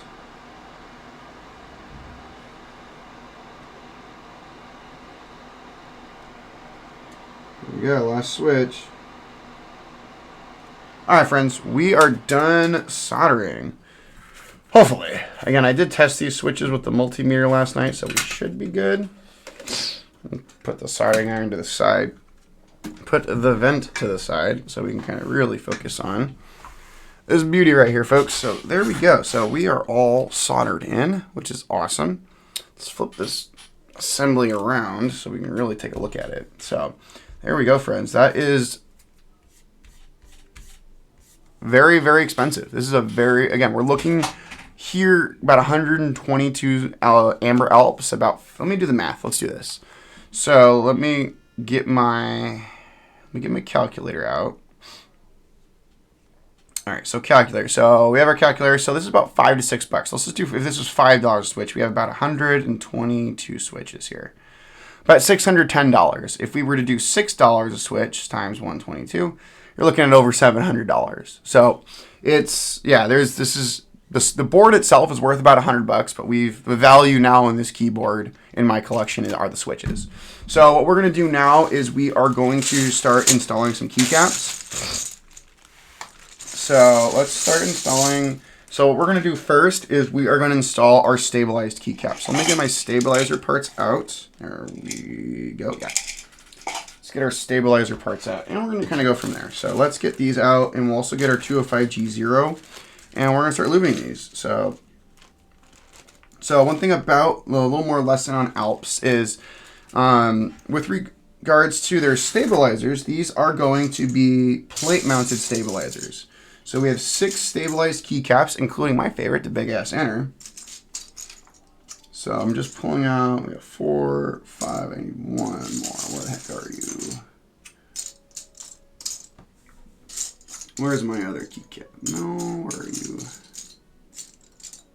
It's in here somewhere. Give it a second. Am I blind?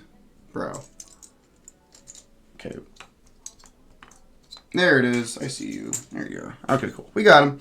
All right, cool. We're going to start off with our spacebar. Spacebar is always kind of a big pain in the butt when it comes to Alps. So we're going to get that one going first. So with our spacebar, we're going to do that and that. Wait, oh no, this way. Gotta reverse it, dang it. Give me a second. So we're gonna reverse it. So there we go. Cool, awesome. So we're gonna add a little bit of 205G0 to these posts right here. Very, very light coating. I just don't want them to bind while they're in those tubes. These stabilizer posts. So very, very light coat.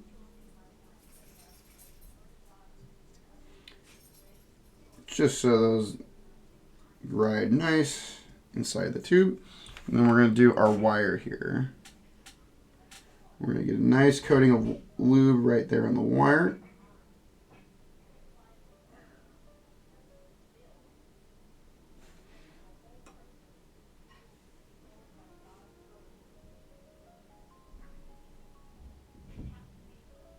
Cool. All right. There we go. Let's get this wire installed.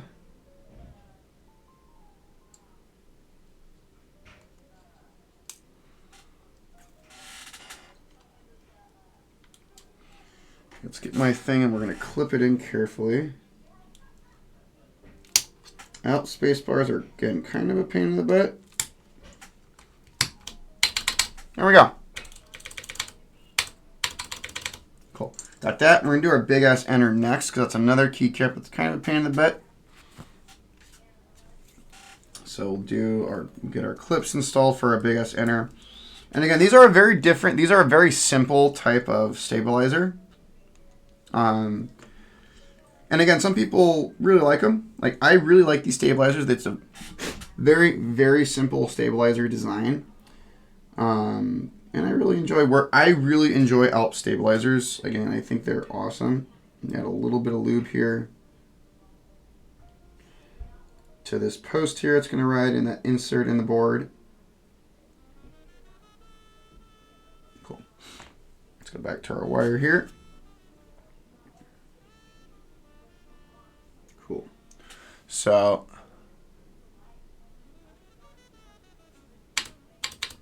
I do the double barrel. It doesn't bother me, Kelvin, on my OmniKeys. So that doesn't it honestly does not bother me with the spacebar. So that's just how I build my OmniKeys. So, but yeah, but if this was for a client, I would do whatever they want. So,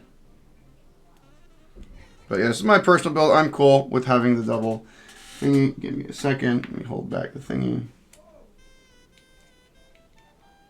Okay. Let's get this clicked in.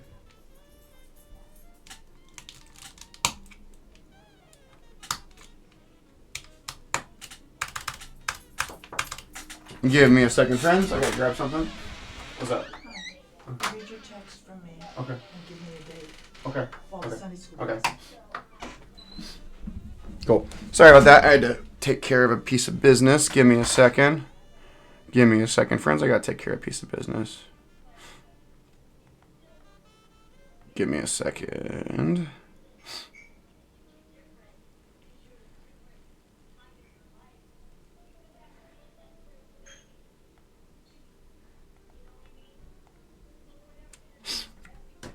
All right, friends. Let's keep it going. All right, so we got our big ass enter. Got our space bar. Let's do our left shift, which is a key I use a lot actually. Ever since really getting into keyboards, I am a left shifter. So let's put this wire in here, right here. Let's clip it in. There we go. Let's get some 205G0 on this.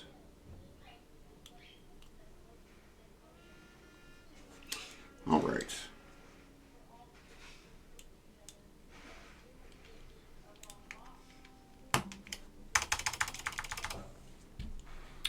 All right, let's do our backspace next.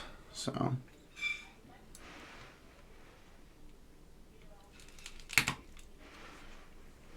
let's bring that over and put the clips on our backspace.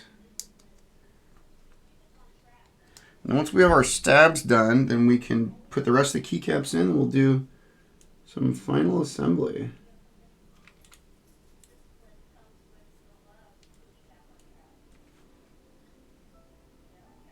All right, cool.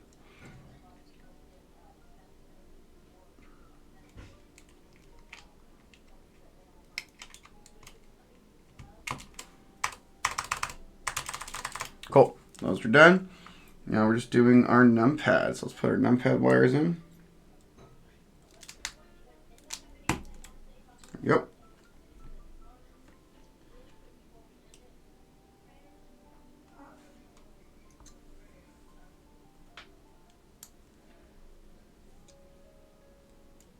Cool.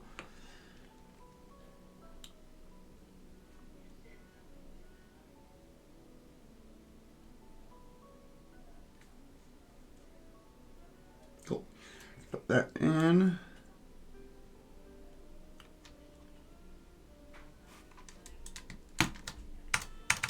Cool. And then we got our enter. Cool. Let's put our clips in. And then we're almost there, folks.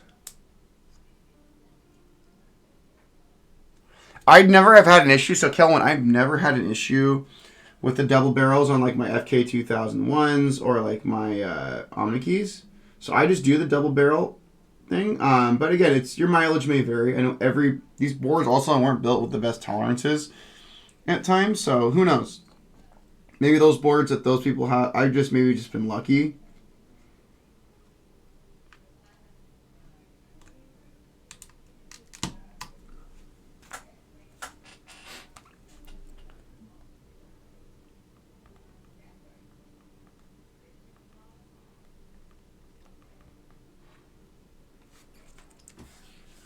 All right, there we go. So we got our stabs in. Let's put my 205G0 away. Pretty much done with that. We're going to put keycaps on now. So we're really going to see the character of the board come out. So I'm going to put some of my tools away just to kind of clean up a little bit.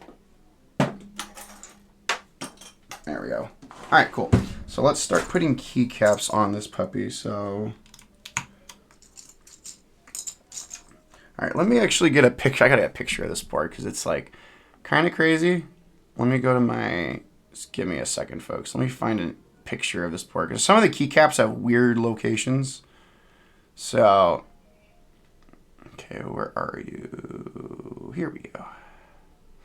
Yeah, this board was in amazing condition when we got it.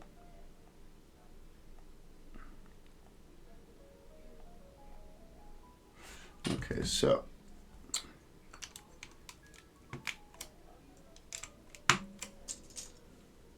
okay, where does this insert go?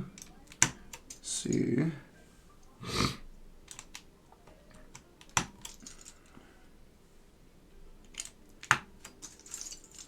Yeah, so we're just gonna get everything put together. And we're really gonna see, okay, come up that one's there. Just gonna start putting keycaps on, so yeah, this is gonna sound awesome.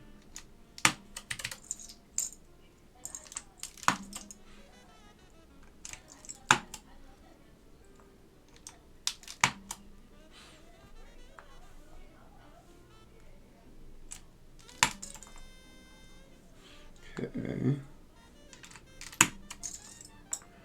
Yeah, it's looking pretty good. Okay, that rate select goes right here. Yeah, some of these are really, really weird. So we are just doing it. Okay, and unlock.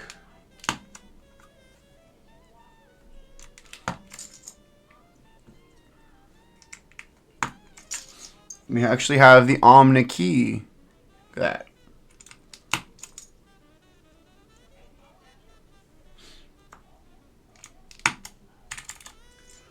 Really good. Rose, I wanted to tell you that Gordon can teach February 22nd. He'll do a Black History personality. Okay, looking.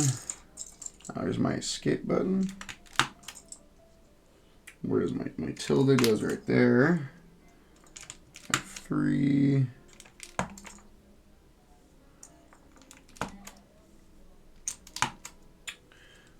Okay, that goes right there. Yeah, this board's coming along, folks. And then we'll put everything in.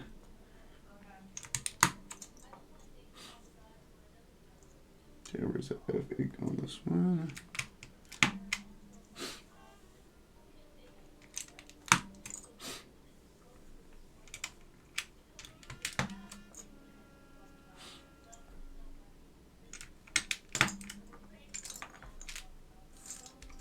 Okay, that delete goes right there. You can see that 8K cluster coming in.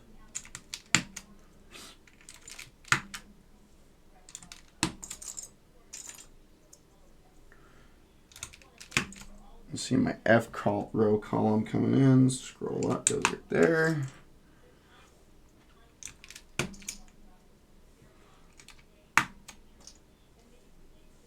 Okay, SF select goes right there. Awesome. What's this one? This is a control. 5, 6, 7.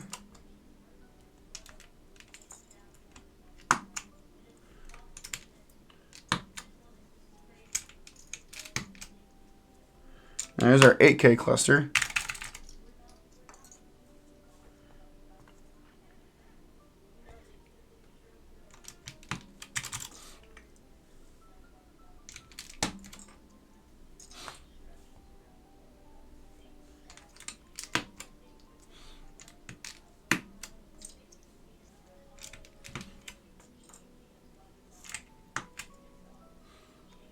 Alright, I don't need the diagram anymore. I got all the weird keys out of the way.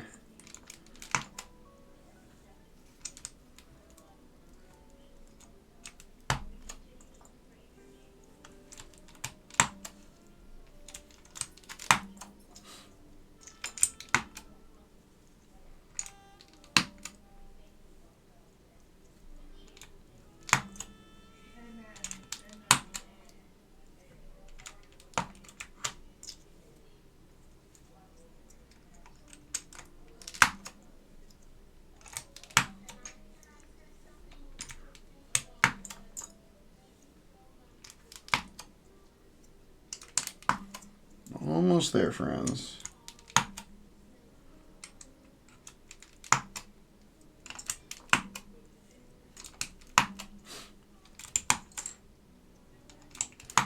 We're looking pretty good.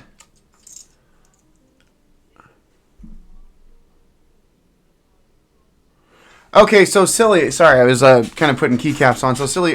Foam is just a different thing. So one of the things with foam, if you want something more subdued or silent, foam is really good. Or if you want like really, really thocky. The one thing with old school vintage boards, I tell people is, in terms of sound profile, vintage boards are going to be very, very loud, and they're going to be old school clack, like high pitched clack. Like, that's the sound profile. You're not going to get like a deep, thocky sound signature out of these boards.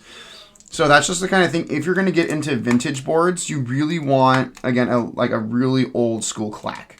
That's just with it. So there's not a lot of variety in terms of vintage boards. There's not a lot of variety with sound profiles or sound signatures that we have in today's keyboard market. So that's just kind of the interesting thing when you're looking at vintage keyboards. You just kind of have to know what you're getting yourself into. Like, don't expect like what you get out of modern day keyboards. Like, it's very different. Also, Alps switches in and of themselves are very loud, clacky switches. So that's what I tell people who are, especially when I do like client builds or something, or help people who are interested in getting into Alps, is I just tell them like it's going to be loud and it's going to be very clacky. If you're not into that sound profile and feel, Alps probably aren't, most vintage boards are probably not going to be for you. So I kind of see vintage boards as kind of their own thing, and just kind of very distinct and very different from modern boards. So we are almost there. You can just see how massive and insane this board is, by the way. There you go, friends. Look at that. Look at that. That is insane. So let's get our daughter board out, and we're going to do some testing really quick. So we want to do some switch testing. So I'm going to move my... This assembly, by the way, is ridiculously heavy. So let's plug our daughter board in. This is a big daughter board that uses this ribbon cable to connect, because there's a lot of features on... This is a very feature-rich board. Especially for the time period it came from. This is a very, very high-end, very well-featured board. So let me get my cable, and we'll kind of go from there. So let's get this out. Let's get our Northgate OmniKey cable out. So, and again, another thing too I tell you with the foam craze within keyboards today, I think it's a good thing. Again, foam also gives people options within their keyboards. The one thing I love about this hobby is you can build your keyboard and tune your keyboard to suit your needs as a user. So like, I personally don't like really deep sounding thocky keyboards. I like high pitched clack, especially with my Cherry MX builds and also my Alps builds. But again, if you want that deeper sound signature, or like whatever sound signature, creamy, thocky, like whatever, like there's a ton of ways to tune the boards by adding foam, taking away foam, inserting different materials within the keyboard to give you the sound signatures you want. So that's the beautiful thing about this hobby, is we have so much variety to allow us to build the boards how we want them. So that's one thing I really love, is how much choice we have in the modern day keyboard hobby. There we go. We got our lights that came on, so that is awesome. So let me get my my switch tester opened, and we're just going to start testing these switches. So that's the really kind of cool thing. So I got VIA open. That's my kind of preferred switch tester. So let's just kind of move it to the side, and we'll kind of go from there. So all right, now we're going to start testing switches. We're going to do our numpad first. So 0 is good, enter is good, equals, plus. Our numlock light comes on, so that's perfect.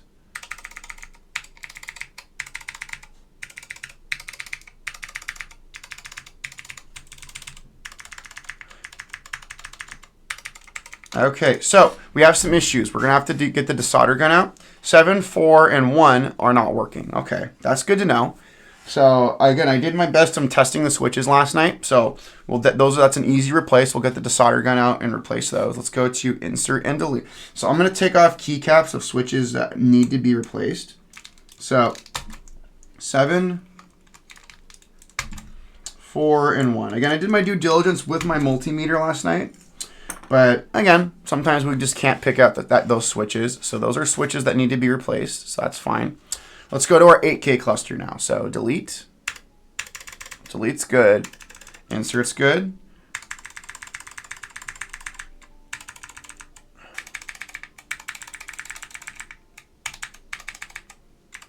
Page down, page up, and home need to be swapped out. Okay, fun. Again, I have a ton of spare parts for these, so I'm not too worried. So that's part of it. And then page up, we got to swap. That's okay. Pause works, scroll X works, print screen works, so that's good. Let's do our Omni works. And this left arrow work doesn't work, okay.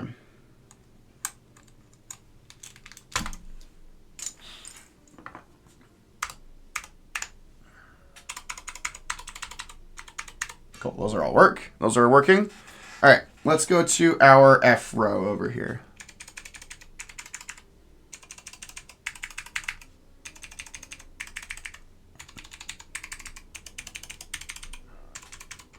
Okay, F column works. Let's do our top F row.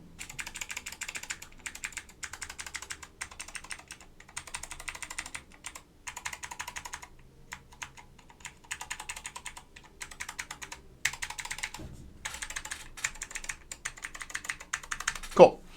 Both F rows work. That is awesome. Backspace. Enter works. So our stabilized keys work. That's nice. That's always kind of a pain in the butt.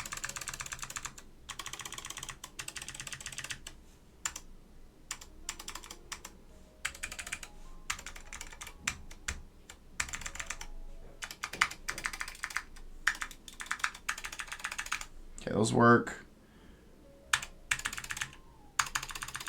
It's working. Good. So modifiers work so far. So far it's just these switches, which is good. That's a really good sign.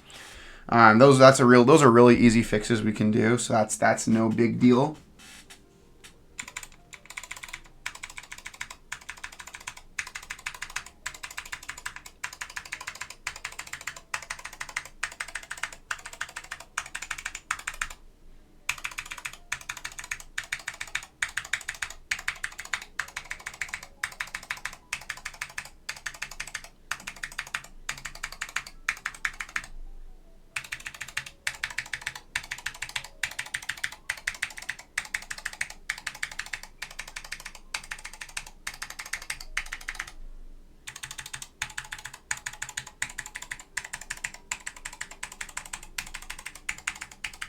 All right, cool. We are good. So the only issues are gonna be right here. So we have 7 switches we need to swap. So that is really good. So we're gonna unplug everything. So we're gonna carefully unplug everything, and let's unplug that daughter board, and let's move the daughter board out of the way. So I want to be careful of that.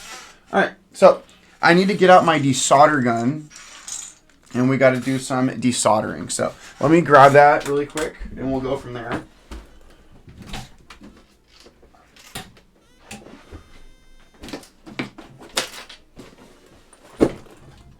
Let me grab that. Give me a second, friends.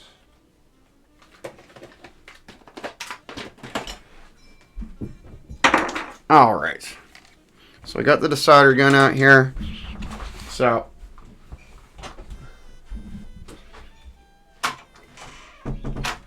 good times, everybody. Good times. All right. So let's get some desoldering going. So 7 switches, even with me testing with the multimeter last night, that's a really good. Again, we're dealing with over 40-year-old keycaps switches. So again, I got a metric truckload, so we need 7. So we're gonna get the multimeter out too and test these before we solder them in. So we need 7. So 6, 7, perfect. 6, 7, everybody. There we go. 6, 7. Cool. All right. Let's move our switch tester out of the way. Let's move these little switch plates over here. Cool. All right. So we're gonna desolder these. So let's get the desolder gun fired up. So let's fire this puppy up. Let's go set the temperature. Let's make sure we clean this puppy out. We're good. All right. We're gonna let that warm up, and then we'll get everything going. So again, we always test them. Again, that's just the thing. Also, the thing with Alps, you can kind of do your due diligence with testing, and you kind of see how I've started testing switches before we solder them in. So we're gonna desolder these puppies. So we got the multimeter. So got our trusty multimeter that we're gonna use too. So waiting for that desolder gun to heat up, and then we'll get these switches removed. So they're mainly over here. So this whole main area is really good. So, but I like my boards like properly working. So we're gonna make sure everything works. So, but yeah, this is a really cool board. So, and again, like I said, I didn't want this to be a 4-hour stream. That's why we did a bunch of work last night, and we're really just doing soldering and final assembly today. Because yeah, I was working on this board for hours last night. So I don't want people to be on here for like 4 stinking hours or something like that doing everything. All right, cool. We are good. So let's under numlock. So these 3 we'll do first.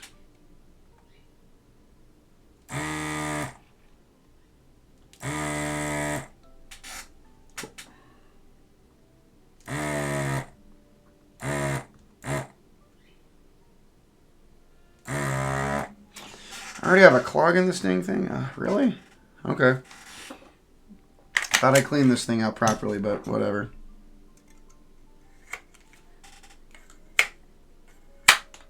There we go. Alright, we should be working properly now.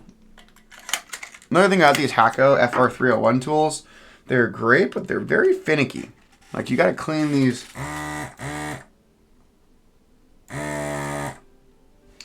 Like, you gotta, like, they're very high maintenance tools.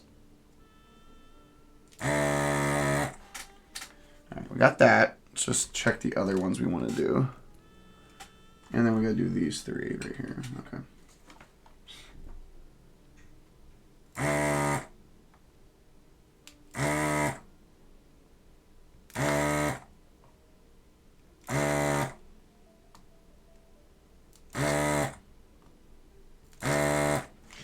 Okay, got those 3, and then right here.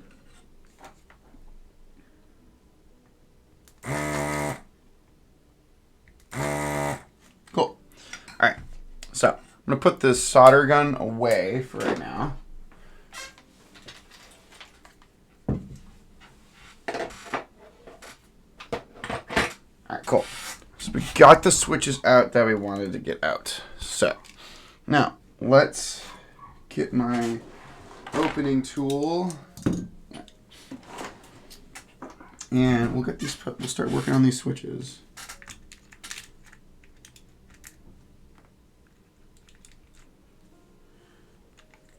And we'll kind of see what the heck is up with them. So let me grab another tool.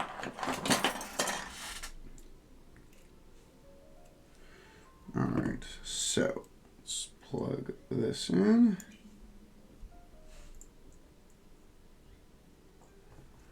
All right. There's our faulty switch plate right there. Let's put our new switch plate in. Again, before we test these, before we solder everything in, we will test these. So, sorry about that microphone.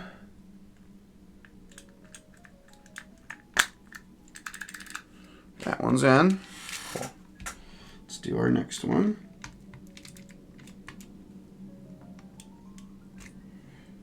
Again, very slow process we got to do here, but hey, it works.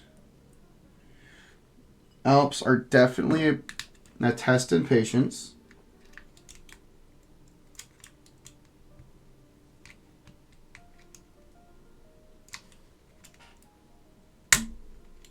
That, perfect. Got another faulty switch plate out. Let's put that in.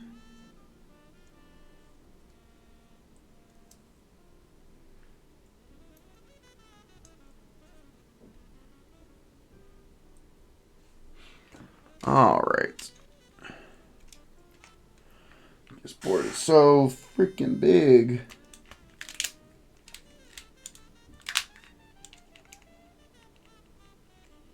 Heck. All right, that didn't go in correctly. I don't think I put the spring in that one. Oops.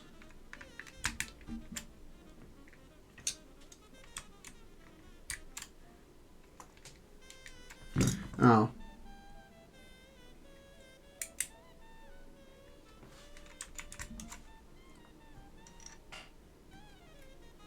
I don't know how I screwed that one up, but okay. Let's try that again. Take two. Cool. Try that again.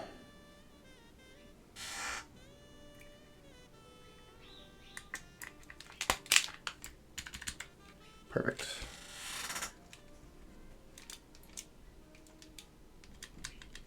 Cool.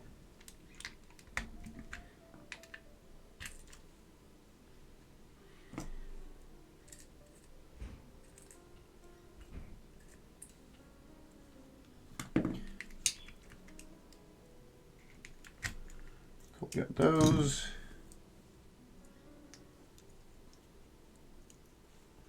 Coming in.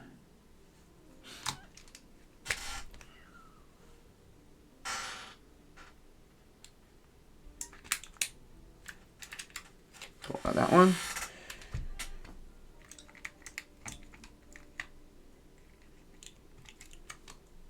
Cool. Coming along, folks. So we got another thing too with Alps. I just tell people when you work with these switches and boards is they're definitely a test in patience. Alps builds do take time, and just kind of go with the slow process of these boards.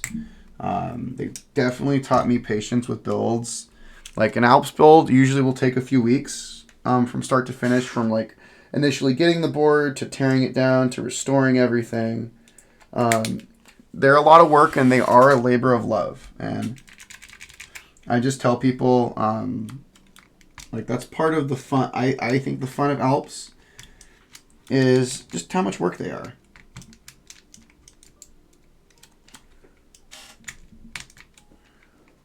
Let me move sure these two. That one's being stubborn. So.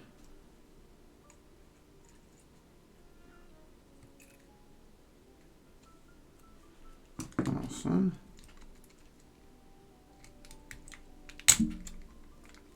Cool. So yeah, they do take time.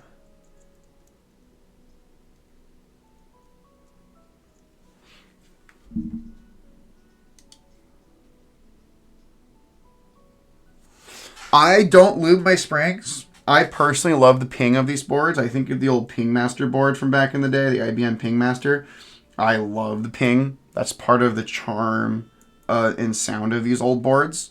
So yeah, definitely love the pinging. All about that Ping Master aesthetic.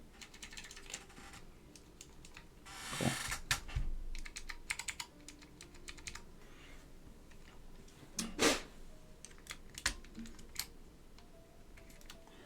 So just pulling out. We got a couple more switches we got to do, and then I'll show you guys how we test them with the multimeter, and then we'll go from there. Well, and then if we get correct readings, then we'll solder them in. So let's just pull this switch plate out. And here's the one cool thing about Alps too. You can work on these switches while they're inserted into the board, which is awesome. I love that feature of Alps. So you can't do that with Cherry MX. So that's the cool thing about this.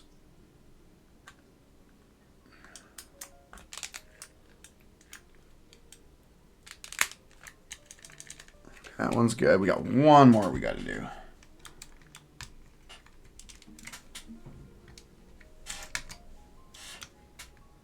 Okay, this one's going to be stubborn to get out. Okay. All right, let me move my number 2 over here.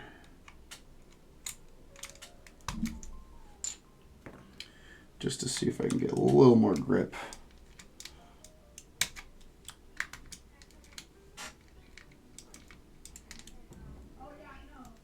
There we go, we got it. Okay, let's put that 2 back. So that's a good switch.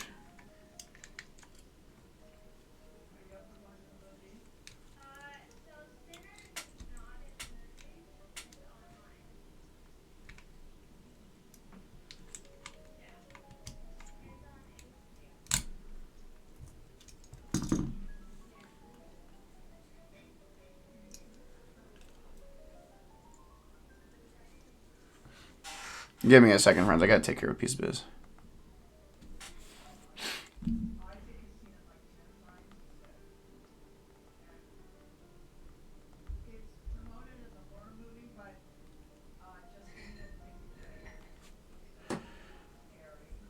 All right. Okay, let's put this last one in.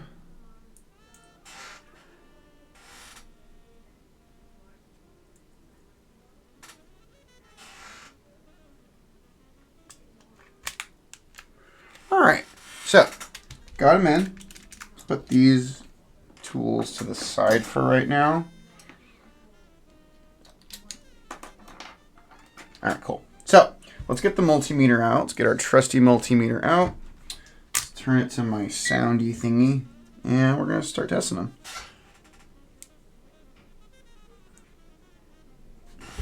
So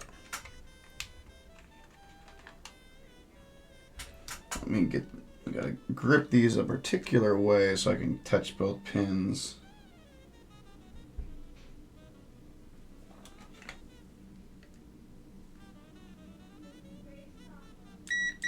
That one's good. That one clicks.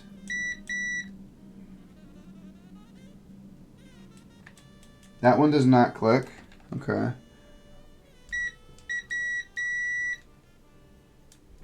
That one doesn't click.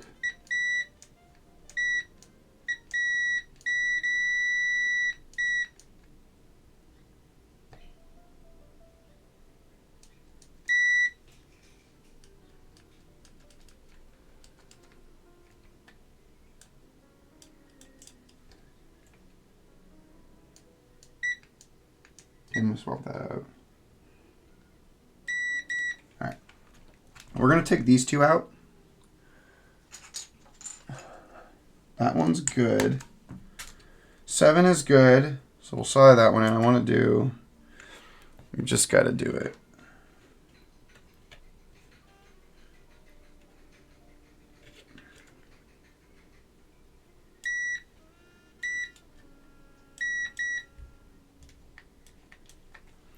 Okay, these 3 are good. So home, and then page up, and then one of my arrows.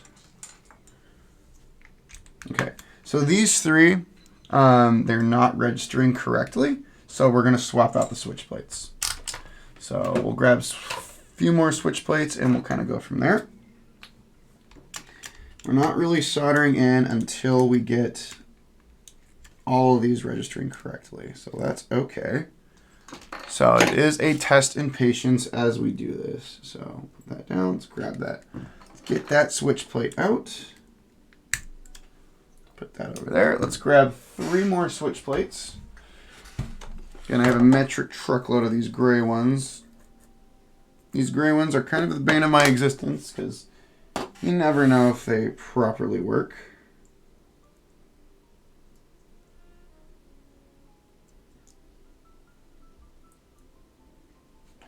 Okay.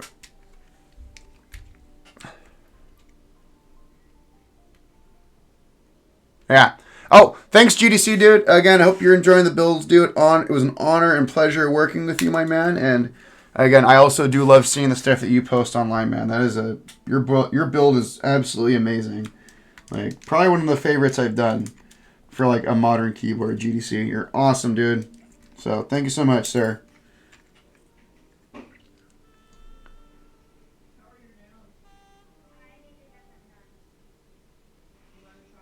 Okay, so I'll tell you. So that batch of Alps that I posted are these switches. So these are Amber Alps. So we have 122 Amber Alps in this. So these switches are one of the rarer and more expensive Amber of Alps switches. And these switches only came in a very specific model of Apple II computer back in the early 1980s. So it was an Apple IIc, and the serial number you have to look for is an A2S 4100. That is this particular model of keyboard that you need to look for. Now, Apple IIcs are actually pretty sought after vintage computers in their own right. So part of what makes these switches expensive, they were only found in one very specific type of computer. And the computer is sought after by two crowds. You have the vintage computer hobbyists, and you have vintage keyboard hobbyists who want them. So when the ones that have Amber Alps come up, the computer itself goes for about $300 to $400. And also the board is a 60%. It only comes with 62 Amber Alps. So if you want to do a big board like this or like anything bigger than a 60%, you need two of those units. So these switches are absurdly expensive because of the rarity and how sought after the computer is that they came in. So Amber Alps are going to run you about $5 to $6 a switch. So this board, if they're about $5 a switch, you're looking at about $610. If you're looking at $6 a switch, you're looking at about $730 for just switches in this particular board. So they're very, very expensive. I picked up 3 of those Apple IIc computers last year for very, very cheap. One thing you do, if you know what to look for, you can look at the online listings of Apple IIc computers, and you can get them for like $100. And if you get lucky and the seller doesn't know what they have, you can get a set of Amber Alps for like $100, which is what I did. So I picked up 3 Apple IIcs for about $100 each last year. So I didn't pay the insane price and markup for these switches. I got really lucky and I knew what I was looking for. If you're interested in Amber Alps, I can definitely send you the information on what to look for. And you just have to be patient. And when you see a listing pop up, you have to buy it immediately. Because again, sometimes a lot of people, those old Apple computers are just e-waste. They're just trash. So that's just the kind of thing. So this is kind of one of my showcase boards. This is my biggest vintage Alps board. This is a Northgate OmniKey Ultra. I got 122 keys. So I wanted to put my most expensive Alps switch in this, and I had enough. I have about 200 Amber Alps that I didn't have in a board. So I wanted to put them in something kind of crazy, and this was the board that was going to do it. So, all right, let's get the multimeter out, and let's test these last 3 switches, and we'll kind of go from there. So let's test these before we solder them in. So yeah, these are very expensive, but these are not the most expensive switches. Neon green Alps will be about $20 to $30 a switch. So yeah, so it's really cool. These are really good switches, and again, they were found on old Apple boards. So old Apple computers. So it's really tough with these switches, but they're an awesome switch. They predate Blue Alps, and they have about an 80-gram spring weight. And the way I describe Amber Alps, they're more punchy in terms of their sound and feel versus Blue Alps are more bassy in their sound profile and feel. I personally think Blue Alps are the better switch, but Amber Alps are really cool if you can find them for a reasonable price. Okay, that's good. Good there.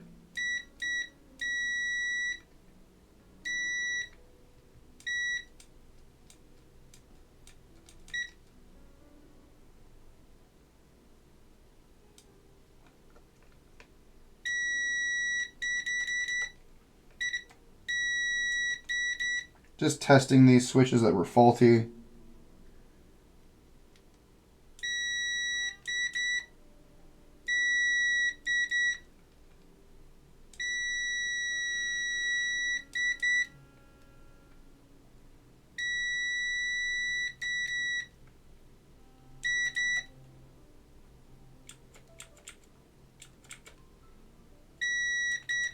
I have another switch we got to swap out.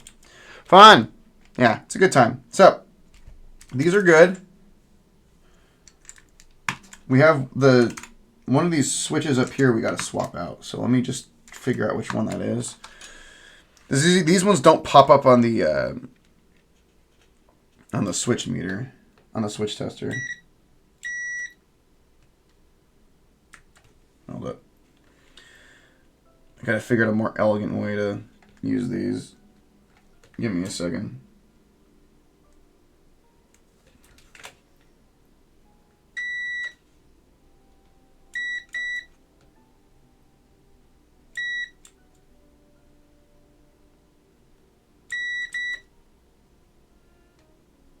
Oh, we're good.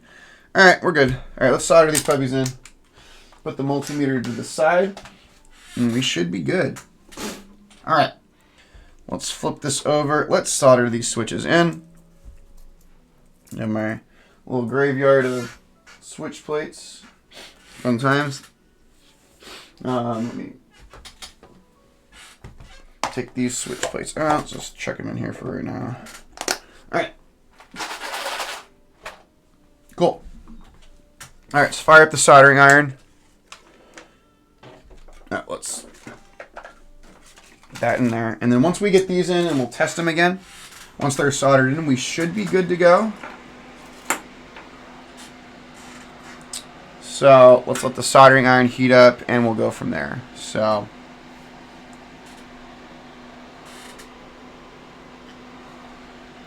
I added a little bit of time, but that's fine. Come on. Thank you, computer. All right, let's solder these puppies in.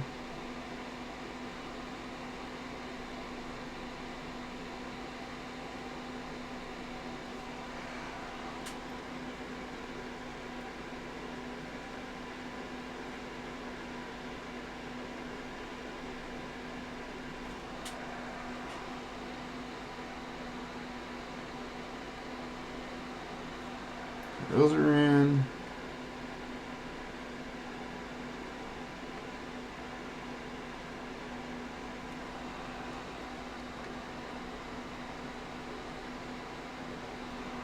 Now, let's just seat these properly.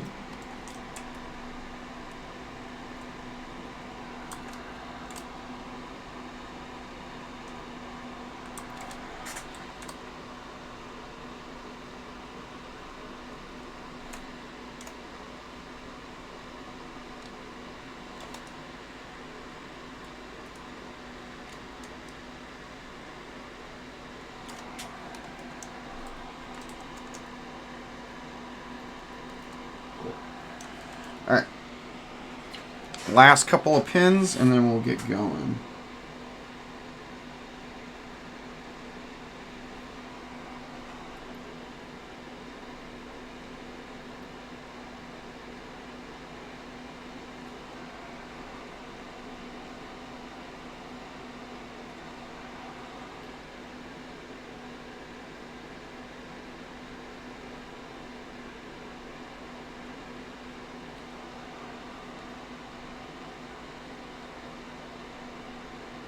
Cool.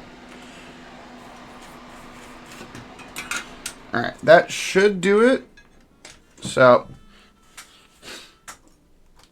let's flip this over, and then let's get her tested. But we should be good to go. So let's test the last of these couple of switches.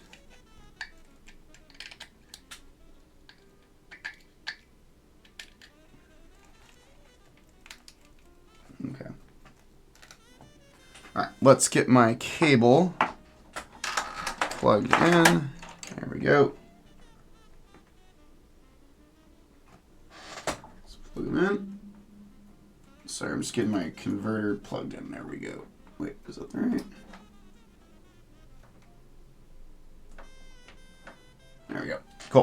All right. Let's get them going. Let's get that switch tester opened up. Let's reset everything.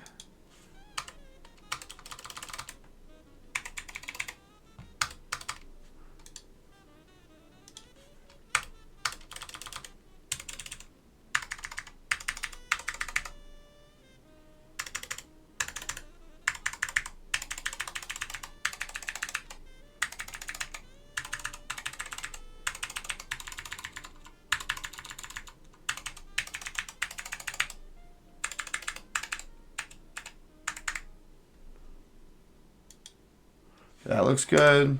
Unlock works.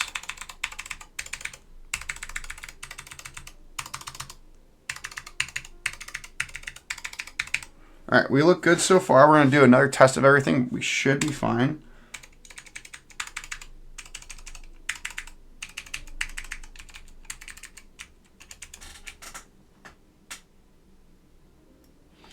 Let me just press one of these dip switches down. Okay, cool. Now,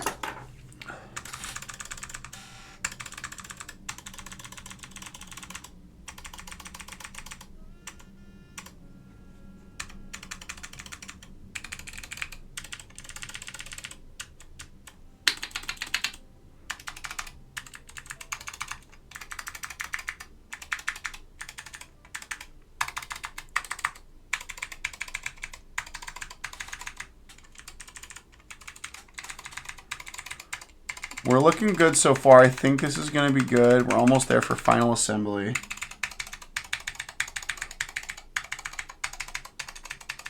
Awesome.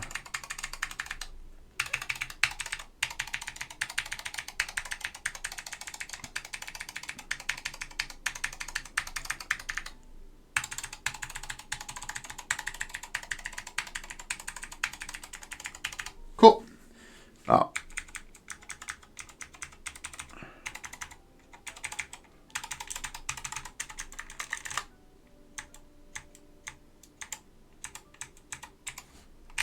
All right, we're good. I'm gonna unplug it, and we're gonna do final assembly. So we are good to go. So, all right, I'll leave the daughter board here. We're gonna put this assembly to the side, the main assembly. We're gonna get the bottom case out first. So we gotta mount this daughter board and ribbon cable assembly first. That's what kind of goes. So that's gonna mount in the bottom of the case. So this daughter board is really, really sick. So I love this thing. I want to look up one thing really quick because there's a dip switch I need to set on this particular board. So let me look up Northgate OmniKey manual. Okay, wait, because it's online. Give me a second. Northgate OmniKey manual. Okay, cool. Okay, here we go. I need to look at the oh, I don't have access to that one. Okay, computer archive. Here we go. I need to look up the manual, so it's loading right now because I need to figure out which dip switch I need. There's a dip switch I need to set based on what keycaps I have. So while that's loading, we'll get our screws out and we'll get everything screwed in. Okay, here's our user guide. One of them I have to switch to my dip switch.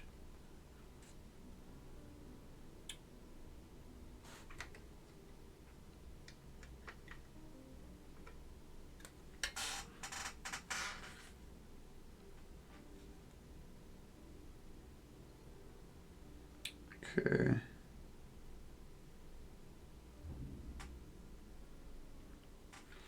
Number 5, okay. Perfect. All right, we're good. Just had to set that dip switch.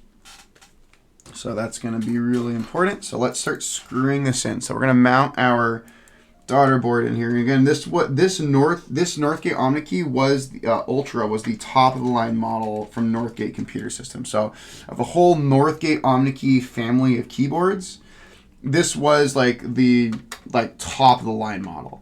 So this had all of the features. It had all the bells and whistles. I mean, this daughter board is a testament to all of those extra features.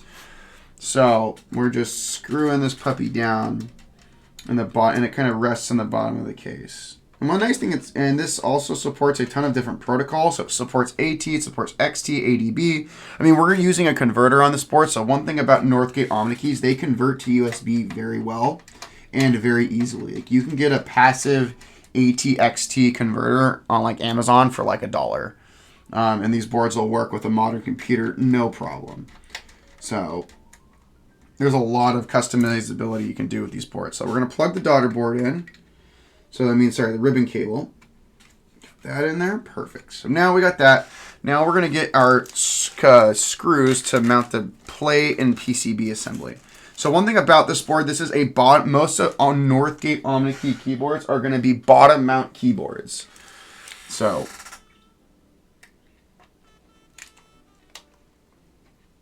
okay, we got our ribbon cable plugged in, and now we're carefully going to place our assembly down. There we go. So we're going to do a bottom mount of this keyboard. So we're going to screw the plate in, and it's going to be bottom mounted.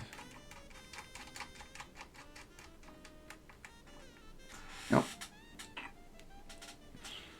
But yeah, it's starting to look like a Northgate OmniKey again. And we will do a comparison before we get out of here of it to Blue Alps. So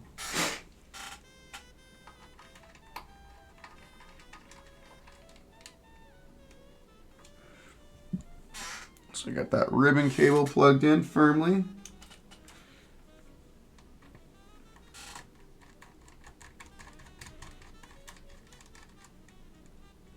There we go.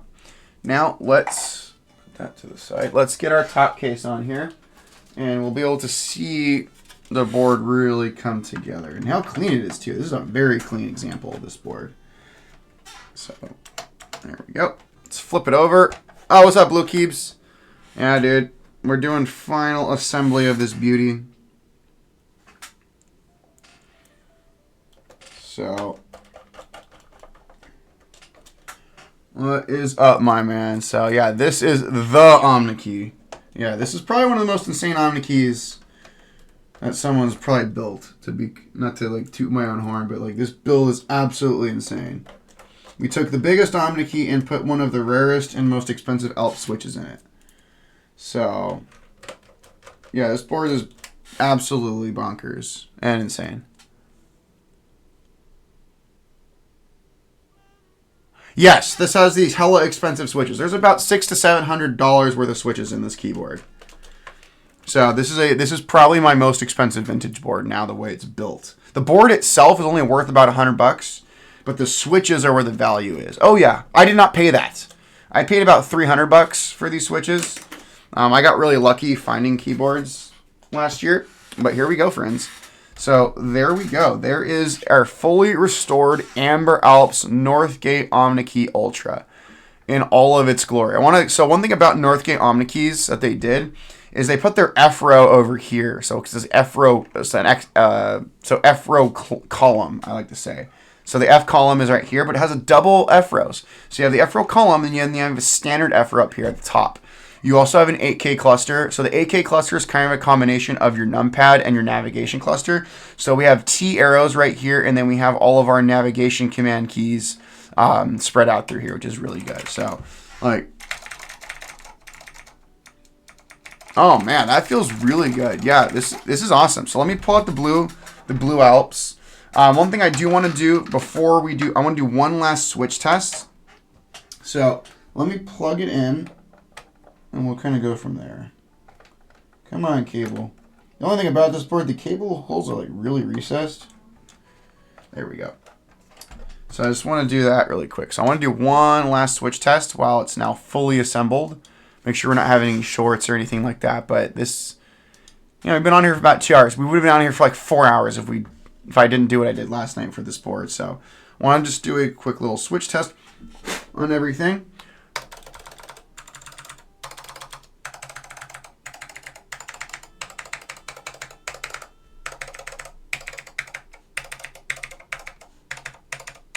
Okay, numpad's good.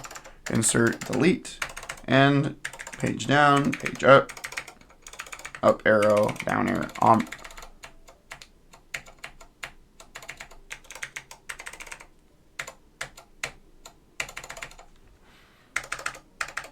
Scroll lock works. Print screen works just good.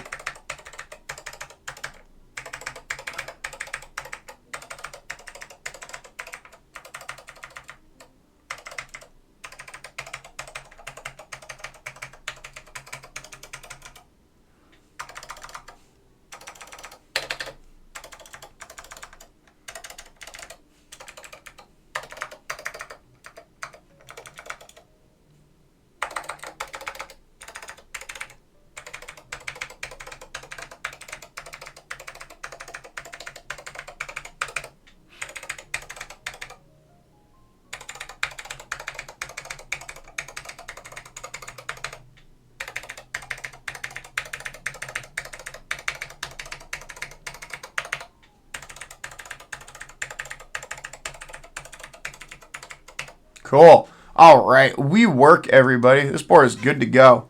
So the OmniKey, I don't know if it does anything. I mean, I could get a modern like converter, a much better active converter, and I could probably reprogram it. It literally, as the way it's programmed it's just programmed as a down arrow with this particular board. But yeah, this thing's awesome. Like, I love it.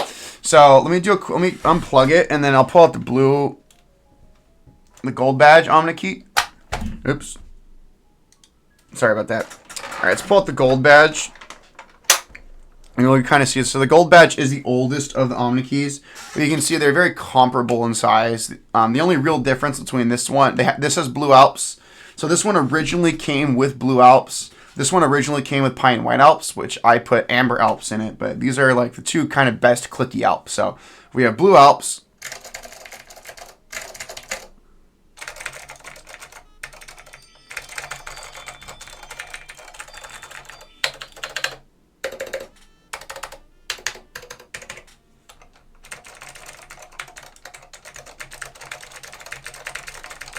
Yeah, so Amber Alps, they both sound different, and they also feel different. Amber Alps, I feel like, are a little more punchy. They still feel amazing, but I'll be completely honest, I prefer the Blue Alps. Blue Alps are still my all-time favorite Switch.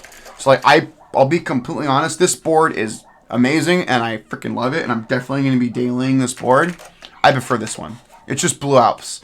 I'm very, very biased towards Blue Alps. I think they are the best Alp Switch, and these are a hell of a lot more affordable than these puppies. But the purpose of this OmniKey Ultra build was to be a showcase of doing something absolutely insane with Alps. So, but yeah, there we go. So, folks, I'm going to put the Blue Alps board to the side, and I just want to, before we get out of here, I just want to advertise the stream we're doing tomorrow. So everyone, we're going to be on stream tomorrow at 5:30 p.m. Pacific Standard Time, and we're going to be doing our very first giveaway.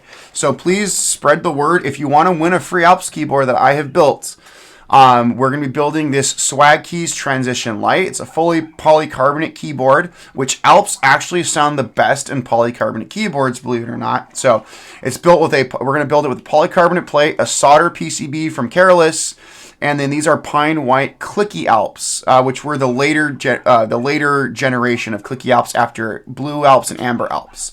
So these clicky Alps have been fully restored, fully lubed. They feel amazing. They sound amazing. We're going to be building this tomorrow, and this is going to be a worldwide giveaway. So wherever you are in the world, it's not just limited to people in like Europe or North America. Wherever you are, you have the opportunity to win this. We're going to have the giveaway details posted on my Discord server tomorrow, everybody. So be on the lookout, and we're going to be, again, posting this, but it's open to anyone. So, again, please join us tomorrow as we build this board that we are going to give away to one of you lucky people on the internet, folks. So, yeah, folks, so White Alps are awesome. But yeah, here we go, folks. I'm going to put the Blue Alps to the side. But here we go, folks. This is the Northgate OmniKey Ultra with about $600 to $700 worth of Amber Alps. And it is awesome. These are lubed, they're fully restored, and they feel absolutely amazing. So we got Amber Alps, we got Blue Alps. So awesome, folks. So have a great rest of your day, everybody. This is really, really awesome, folks. But yeah, we'll be on stream 5:30 p.m. Pacific Standard Time tomorrow, doing the Transition Lite Alps build, which is going to be a worldwide giveaway for one of you lucky people on the internet. So have a great day, everybody. The YouTube video of this VOD will be posted later today.